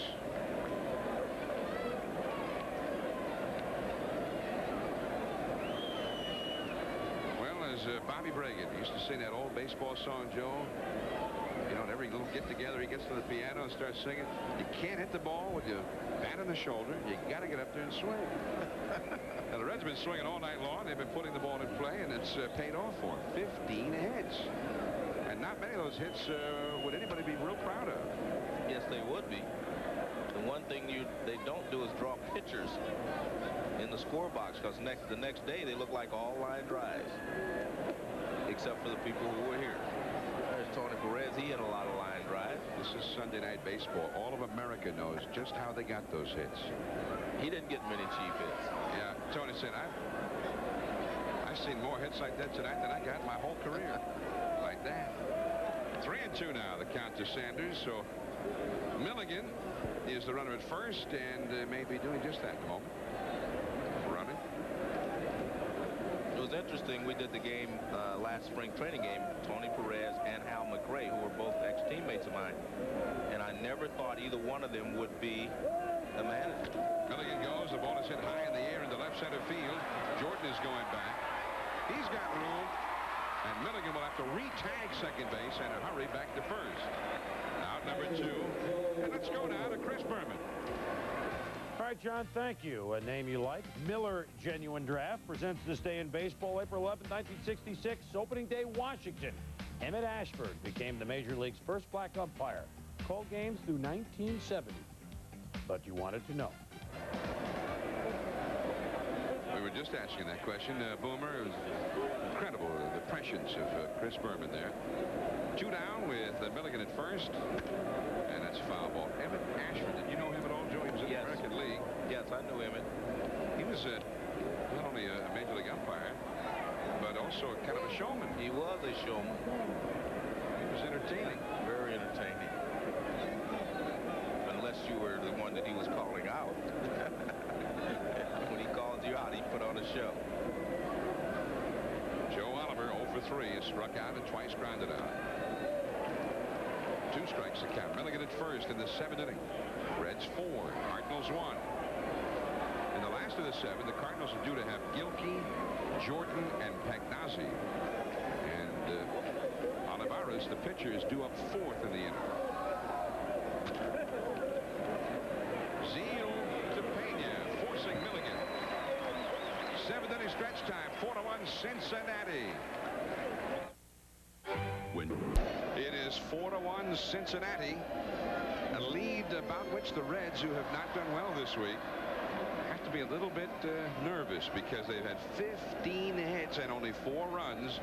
The Cardinals got a run of the 6th, and now trying to cut still further into that lead before it becomes Dibble time. It's a little too early for Dibble just yet. And ball 1 to Bernard Gilkey, who is 1 for 2. He singled his last time up. Tim Pugh, his first start of the year. He's the 5th Red starter. And so far, it looks like he's up to the task of helping this Cincinnati ball club. Looks pretty cool for a rookie. He did pitch all of last September and won 4 ball games. Now the count is 2-1. Both bullpens are busy as we play the 7th. There is Greg Canteray, formerly with the Yankees, a left-hander up. Popped up, middle of the infield. Here comes Sabo. He wants it. Right in front of the mound. And there is one away. Gilkey is retired. Don't forget now, tomorrow night on ESPN, baseball. Kirby Puckett. He's already hitting over 3 he's hit 3 home runs, hitting over 300. One of the most exciting players in the game. And Frank Thomas, this guy is extraordinary. He hits 300, he hits home runs, he hits monster home runs, and he walks more often than any big slugger since Ted Williams, it seems. That'll be tomorrow night, right here. He caught it and he held it. Roberto Kelly stealing one from Brian Jordan. Well, we talked about the offense that he brings to the Reds and the speed. We got to look at the defense that he brings also. Very fine outfielder. He was a center fielder for the Yankees for a while before they moved him. Now, he goes a long way for this ball, and he times his dive perfectly. This is a nice running catch. Look at that concentration. Eyes on the baseball. The play by Roberto Kelly. He has abrasions on his left elbow and left forearm from some other dives in that turf already. He says that's the only time when he makes one of those dives in the turf that he misses Yankee Stadium. And we got that soft grass out there. Well, Brian Jordan has been slumping. Thought he had himself a hit there, and still no. Sabo throws out Pagnassi. Nice play. And Pugh sets them down in order. We're going to the 8th. 4-1 Cincinnati. ESPN's coverage of Sunday Night Baseball is brought to you by cold filtered Miller Genuine Draft. Get out of the old. Get into the cold. And by Fleer baseball cards. Fleer, a game in every pack. With Joe Morgan, this is John Miller. We're in St. Louis, heading into the 8th inning. Cincinnati 4, St. Louis 1. It's been a great first week for the Cardinals. It's been a bad first week for the Reds. The Reds trying to avoid a sweep here in St. Louis after losing the first 2 games. And they carry a 3-run lead into the 8th inning back of Tim Pugh, who now is finished. It'll be Jeff Branson. And you see a left-handed swinger there to pinch hit for Pugh. Branson, the Reds' young prospects. He takes a strike from Omar Olivares, who now has pitched 3 1/3 scoreless innings in relief of Bob Tewksbury. 1-1 the count. Up the middle. Ozzie couldn't quite get to that one. So Branson has a pinch hit single. That is the 16th hit for the Reds. And just like every other one, a single. Well, Branson is a good hitter. He's done a good job when given the opportunity to play. Like most of the Reds, good AstroTurf hitter, hits the ball on the ground sharply, just out of the reach of a diving Ozzie Smith. And you say 16 singles in a row. Yep. All the hits have been singles for the Reds tonight. Now, Cesar Hernandez from the Dominican Republic, another Reds rookie, goes in to act as a pinch runner at first base for Branson. Jeff Branson out of Waynesboro, Mississippi. And he is in and out just like that before we even hardly had a look at him. Hernandez is now the runner over there. Hernandez was a pretty fast runner. The year before last, stole 34 bases at Harrisburg. Leadoff man Bip Roberts, the hitter, 2 for 3 with a walk. With those 16 hits, the only other man to reach base for the Reds has been Roberts with a walk. No extra base hits and only the 1 walk. The Cardinals have not committed an error. Now in the Cincinnati bullpen, with Pugh now out of the game, the veteran left-hander Greg Canaray is warming up, number 25, so he'll be coming on in the last of the 8th inning to face the Cardinals. Olivares would be due to lead it off, so we'll see a pinch hitter when Canaray gets in there. Out of play by Bip. Bip is hitting .333 for the year, which doesn't mean a whole lot after just a few games, but last year he hit .323 for the whole season. And he said it was kind of a distraction having to play all of those positions. He's got just the one this year. And I know your question, Joe, will be, okay, he won't have the distraction of so many positions, but he may have the physical danger at second base. He'll have some distractions, big bodies flying at him, but I agree with him. If you can concentrate on one position defensively, it will help you also offensively. 1-2 to Bip Roberts. Hernandez back to the bag at first. Jeffrey's over there with him. Now, what Tony Perez wants from Roberts and Kelly, hitting 1 and 2 in the order, is just to get on base, make things happen. Tonight, the 2 of them, Roberts and Kelly, have gotten on base 7 times already. But they really have not made a lot of things happen, although they've scored 3 runs. But the point is they have not started the track meet, which I think is what he's anticipating during the year. But you have to remember Pagnassi has won Gold Gloves for throwing out runners. So Bip Roberts has gone down swinging. Number 1. 4-1 Cincinnati in the 8th inning, leading the Cardinals here. Just to update you, here's the scorecard. You see the total: 16 hits for the Reds, only 4 for the Cardinals. Tim Pugh, the rookie right-hander, his first start of the year, 7 innings, 1 run, 4 hits, only 1 walk. And the Reds, 16 singles. Here is Roberto Kelly, who has 4 of those singles. Fouls went back over our heads and into the upper deck. Now, Kelly has had as many as 5 hits in a game. That was 2 years ago with the Yankees against the Twins. It's the only time he's ever had more than 4 hits. He's got a chance to equal his career record right here. Yeah, going back to something you said, Joe, Hernandez is back to the game. Back to the bat. When Roberts and Kelly get on a combined 7 times in front of the big hitters, Tony Perez got to expect 7, 8, 9 runs in a night like that. A lot more than 4, that's for sure. 1 ball, 1 strike to Kelly. He's lifted his average up over 300. It was 182 when the night began. So he needed this. He has as many hits tonight as he had for the season before tonight.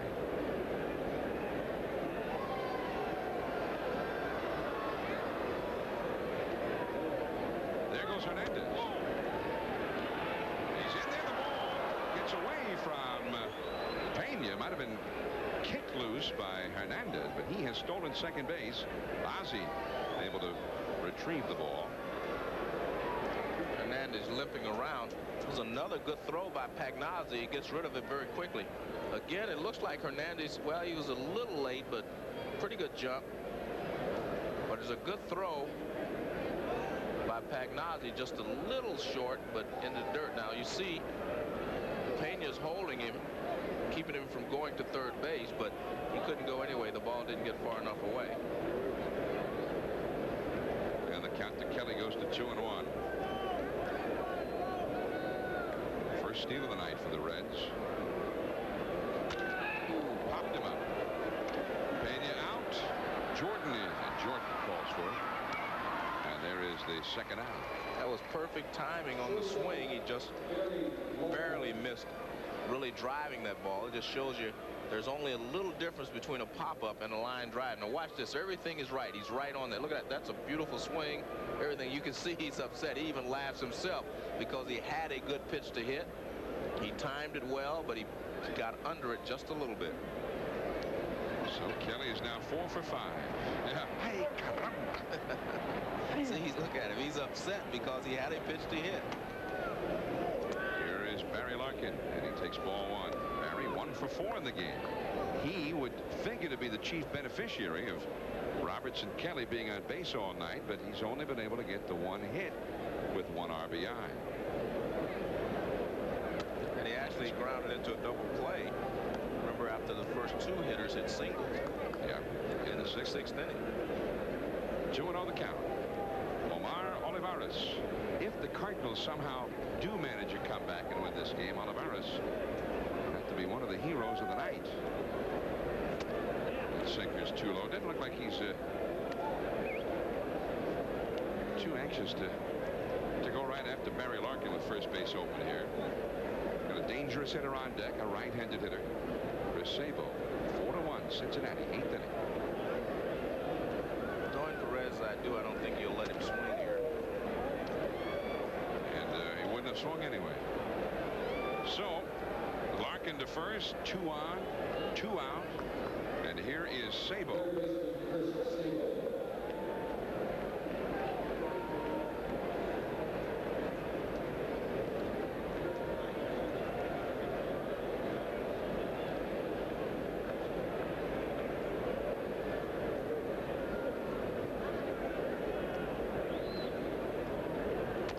That's a foul. Off to the left. 0-1 the count. Top of the 8th inning. An amazing line for the Reds in their game totals up till now. 4 runs, 16 hits. The Cardinals only 1 run and 4 hits.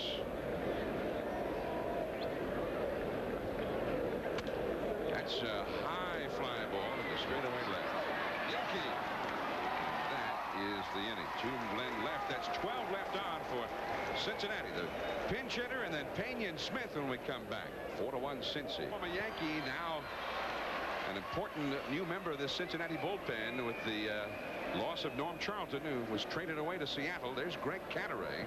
It never really seemed to find a role for him in New York for a while. As a starter, for a while as a reliever, and kept bouncing back and forth. But one thing was constant. He always seemed to have some control problems. Jose Oquendo, the pinch hitter for Olivares, and he takes strike 1. One of the concerns the Reds have this year is getting to Rob Dibble, their closer. And that's one of the reasons they wanted Jeff Reardon. But now they need someone like Cataray, a left-hander, to go along with Reardon to get to Dibble. And I think they're trying to find out right here if Cataray is going to be the guy to do the job. Oquendo's first at bat of the season, and it's right out there to Roberto Kelly. So Oquendo is out number 1. And now we go to the top of the batting order. Geronimo Pena, then Ozzie Smith.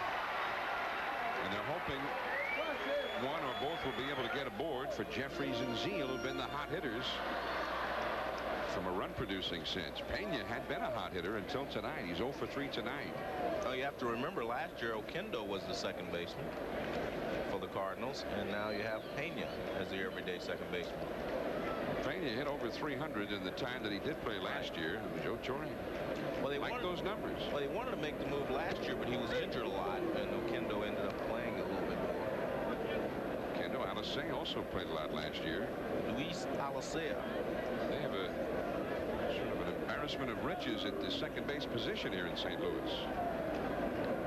It's not that easy to find good second basemen normally. A lot of teams covet Alicea, we're told. Joe Torre. His club's had a hot week, but tonight they've been shut down with a rookie. Tim Pugh. That's going to make it. Base hit.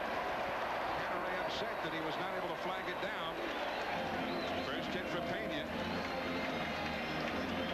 But again, that's what AstroTurf will do for you. If you get the ball on the ground, you can add a lot of points to your batting average if you stay on top of the baseball, keep it out of the air.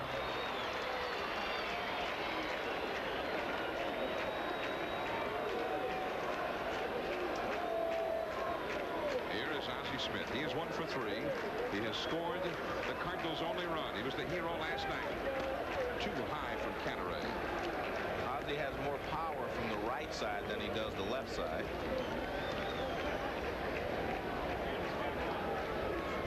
The Reds are going to get the bullpen busy again. Back of Cataray. You've got Jeffries on deck. 2-0, and he missed badly with that one. Now, if Ozzie gets aboard, that will make Jeffries the possible tying run. And remember, he right now leads the National League in home runs. There is Jeff Reardon up again in the Cincinnati bullpen. 4-1 Cincinnati ahead. The Cardinals, as they've done so many times over the years here at home, trying to mount a lead inning comeback.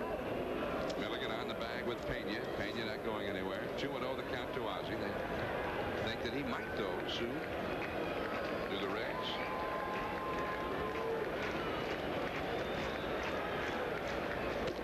3-0 to Ozzie Smith. And this is what we were talking about with Cataray. All of a sudden, it's as if he has no idea where the ball's even going.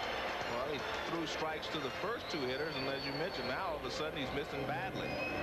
Well, you know, I go back to that single by Pena, which Cataray got real upset for not flagging that ball down. There's Dibble. He's not throwing yet. Tony wants to use him in the 9th inning. But Cataray lost a little bit of his composure after that base hit. There's a strike. Eased it in there. 3-1 to Ozzie Smith. Last of the 8th inning. 4-1. Short arm throw to first. Pena back. Pena running here, you think? No, I think he should only be concerned with the hitter. Pena's run is not that important. Ozzie Smith is the one he should be concerned with. 3-2.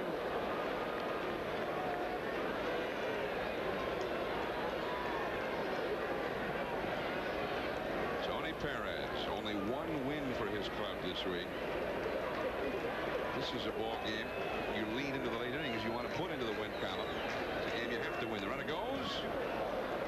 It's also 3-2. It's also a game that because you were leading, because you've had 16 base hits, and you haven't been able to put the game away, it's also a game that could be devastating to you if you do not hold on. Tony said next to say, Joe, hey, tell me about it. Joe Torre. There goes the runner. Ozzie pops it up.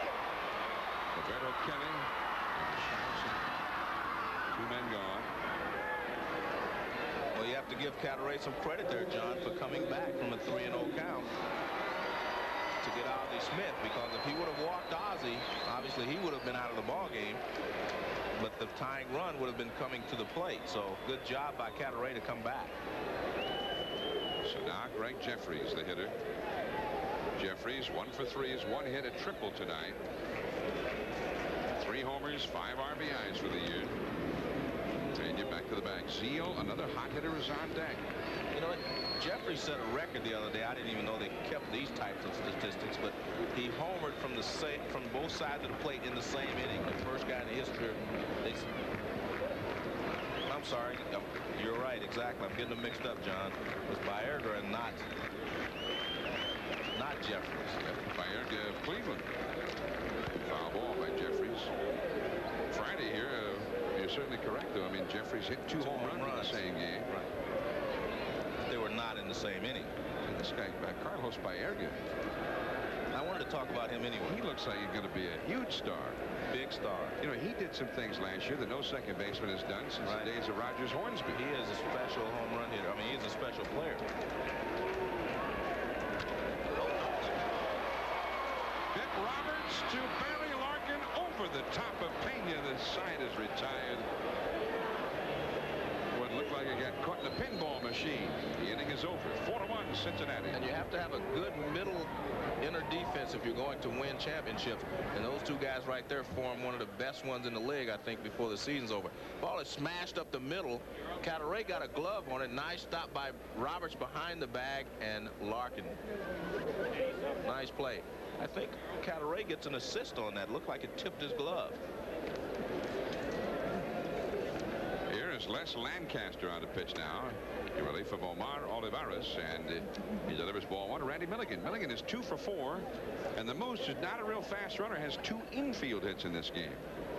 2 of the 16 Red singles. There is the 17th single of the game for the Reds. And they don't have any other kind of hit. All of their hits have been singles. Milligan has 3 of them.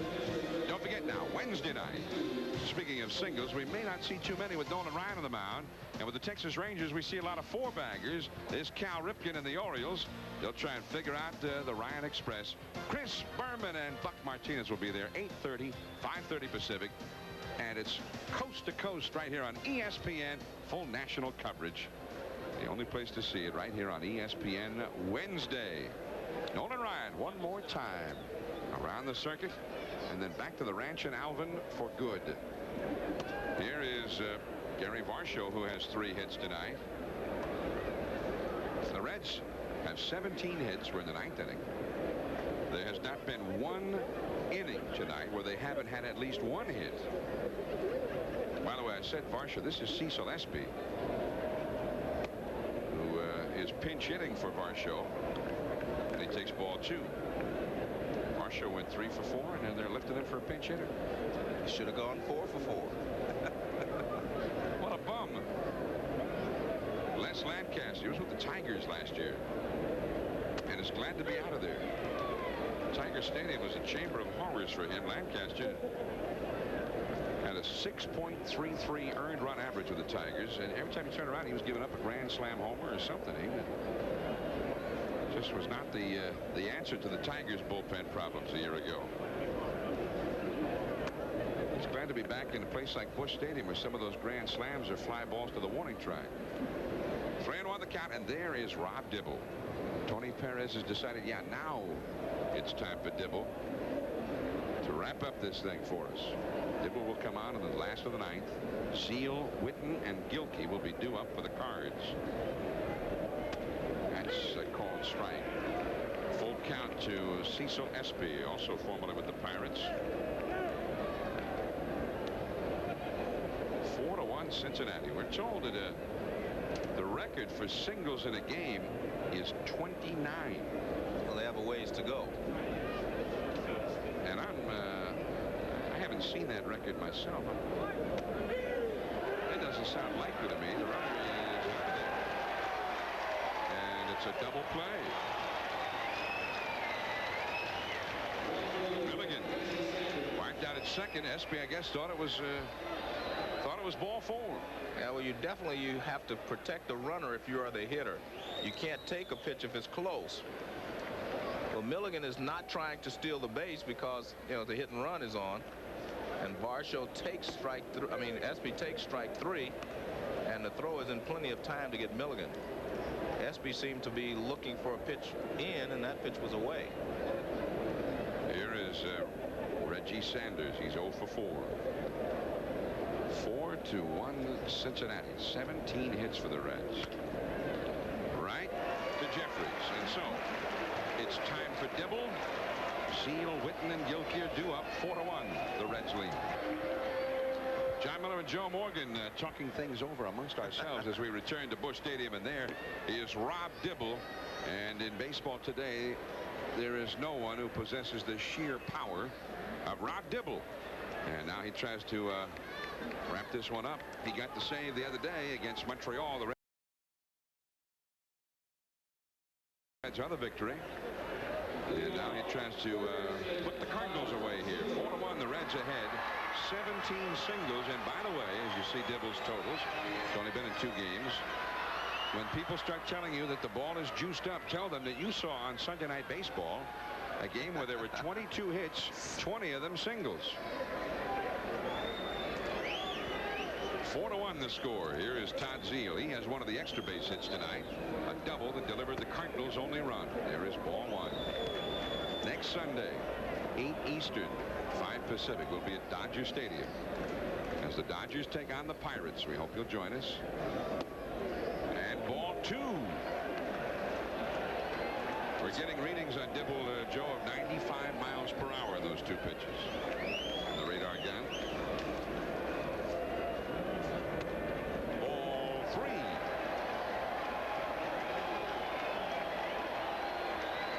Mark Witten on deck. Gilkey due up 3rd. Remember, Ray Lankford is available as a pinch hitter only tonight. Strike 1, although Torrey would prefer not to use him, but I wonder if the game's on the line, if he just might. But we're ahead of ourselves. They need a couple of base runners here. Down by 3. Taking all the way is Zeile. 3-2 the count. Zeile is hitting .409 right up to the moment. 1 for 3 tonight.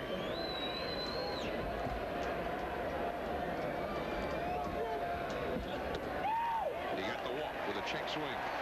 The Reds appeal the call to Bill Hahn, but he turns them down.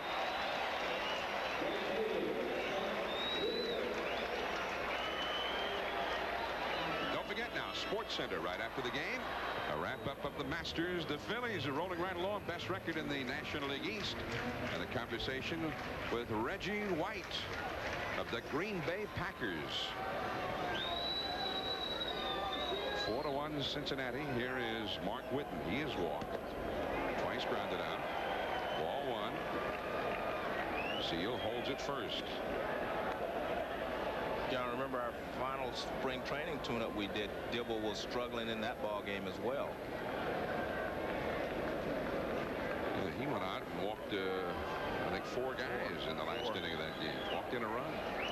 1 ball and no strikes to Witten. 2-0. That was just a little bit above the belt, maybe. Definitely not calling a higher strike here tonight. Some of the American League has been saying they've been calling a higher strike this year. And that is ball 3. Holding it first is Zeile.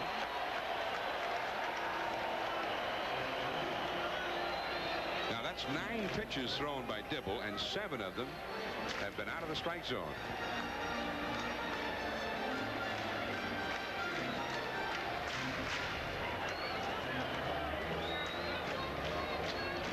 There's Gilkey on deck. Larry Rothschild, the pitching coach of the Reds, looking a little tense. Off the outside, 3-1. At this point, Joe, if you're a manager, pitching coach, you got your best guy in, you play your ace card. Well, I have to say, if I've lost 4 in a row and I'm trailing 4-1, I may have to have somebody up. Well, they've got the man who is tied for the all-time lead in the history of baseball for saves, Jeff Reardon, out there. But he's not throwing now. He warmed up earlier. There's Lee Smith, the man with whom he is tied. And that is a foul ball. I don't have the belief personally that you always win or lose with your closer. That's the point I'm making, guys. That's my feeling. I have a 3-run lead. I'm not going to lose this ball game with one guy. That's the way I feel about, you know, the game. There's Jeff Reardon. He's still atop the all-time slave lift, tied with Lee Smith, of course. But Lee Smith is going to get a lot more opportunities than Jeff Reardon will in the next few weeks. Lee Smith. Ball 4. Back-to-back walks to start the inning. And now Bernard Gilkey is the possible tying run.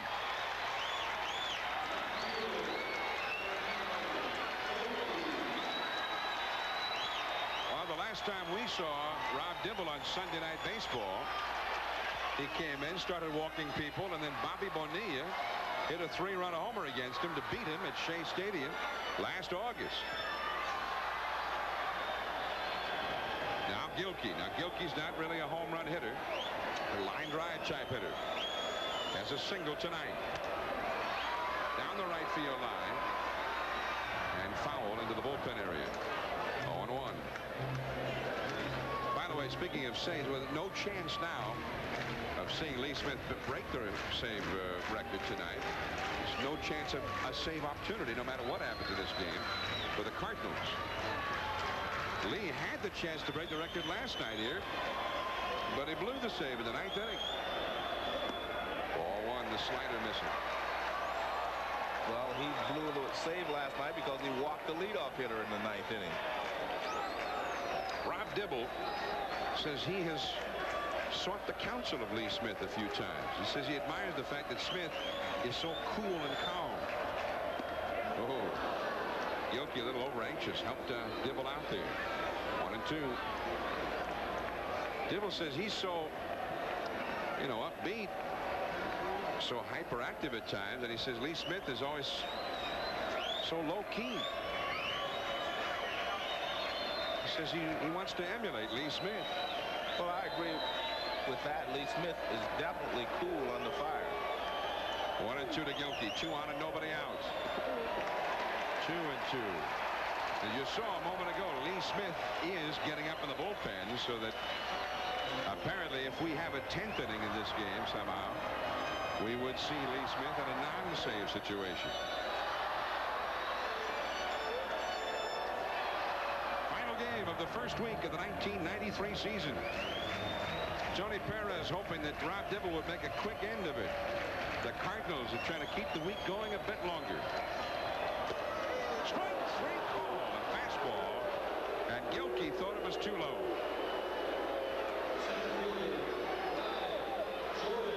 Well, that's a very crucial pitch here. And I'd have to say that Gilkey looks like he may have a complaint coming. You see Joe Oliver raise the pitch. Normally, if it's in the strike zone, the catcher doesn't have to raise it. But now Brian Jordan. And he fouls it off to the right. Well, they say Jordan last year all of a sudden got overmatched by the big league curveball. Well, now he'll get all of the heat that he can handle here from Rob Dibble, maybe more. Jordan 0 for 3 in this game. Robbed of a hit by Roberto Kelly his last time. 2 men on, 1 man out in the last of the 9th inning. 4-1, Cincinnati ahead. Back to Dibble. There's one. Larkin will hold it. Well, Brian Jordan just swung at a bad ball there, and you wonder that, although Gilkey maybe shouldn't have been called out earlier, he swung at a bad ball when Dibble was wild and helped him out.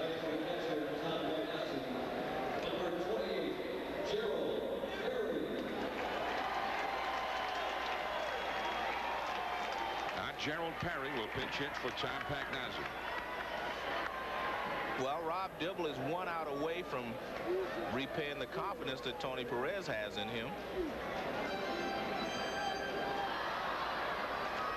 As we mentioned, Tony put the ball in his hands here in the 9th. He said he's going to win or lose it with Rob Dibble.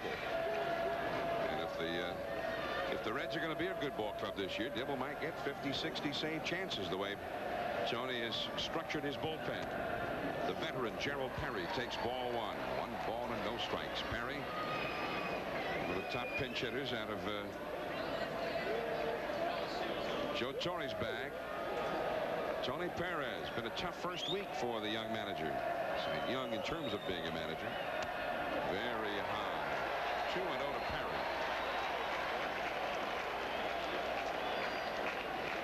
Perry. Luis Alicea has come out of the on-deck circle to bat for the pitcher if the inning is still going. There's Alicea. Now he's back in the dugout. First and third, 2 down. Ball 3.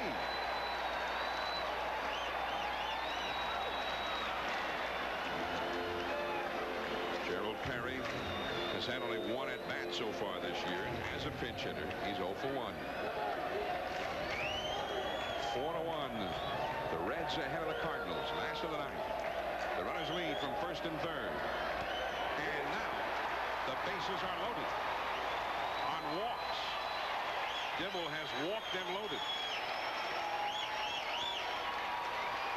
And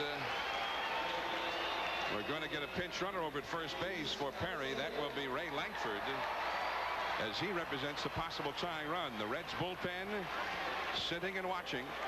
Tim Pugh looking for his first win as he begins his first full season in the big leagues. And he certainly deserves a win tonight. And Joe Torre saying, is there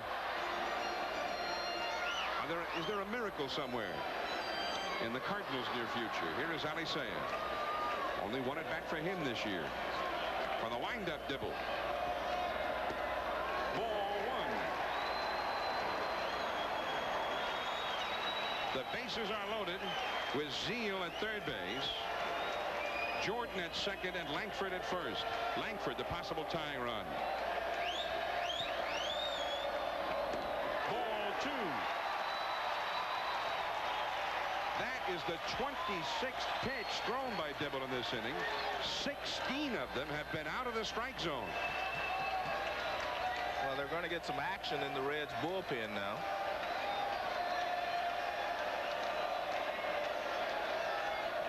And it's going to be Jeff Reardon. So maybe he will get some save opportunities this year. Wouldn't that be something?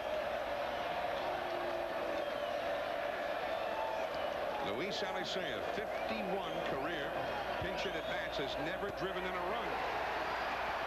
And he might do it here just by standing and watching. And Tim Pugh looks like he's getting a little anxious over there. 3-0 the count.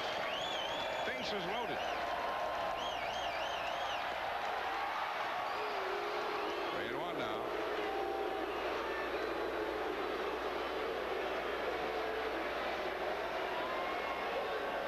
Geronimo Pena, hitting .500 for the year, is on deck.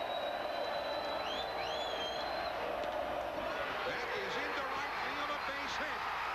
Zeal has scored, and Jordan is safe. The third pitch down the left field line, but backed up by Larkin, and they've got him at home. The game is over.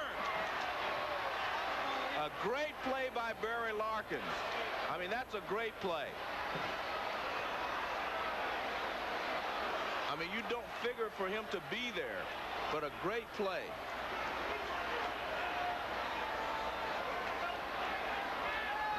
A save for Dibble, but really a save for Barry Larkin all the way. Well, here's the pitch, a ground ball, base hit to right field by Alicea, and he does drive in a run. The throw goes to the plate, which I was unsure of. I thought they should have been going to third or to second. The throw gets away. Now there you see the backup, the throw to the plate, and he is nailed at the plate. And what a wild finish. If they make a good throw to third base, maybe the game is still over, but I thought Lankford was going to beat the throw, and we'd have Pena up. As it was a wild throw, and Lankford had to be the most shocked man in the building to realize later that Larkin was backing up the play. It looked like they had gotten the tying run for sure. What a finish. A win for the Reds, just barely. We'll see you next Sunday at Dodger Stadium. Van Slyke and the Pirates, Strawberry and the Dodgers. Now this is John Miller for Joe Morgan. Stay tuned for SportsCenter next. There's your final. 4-3 Cincinnati.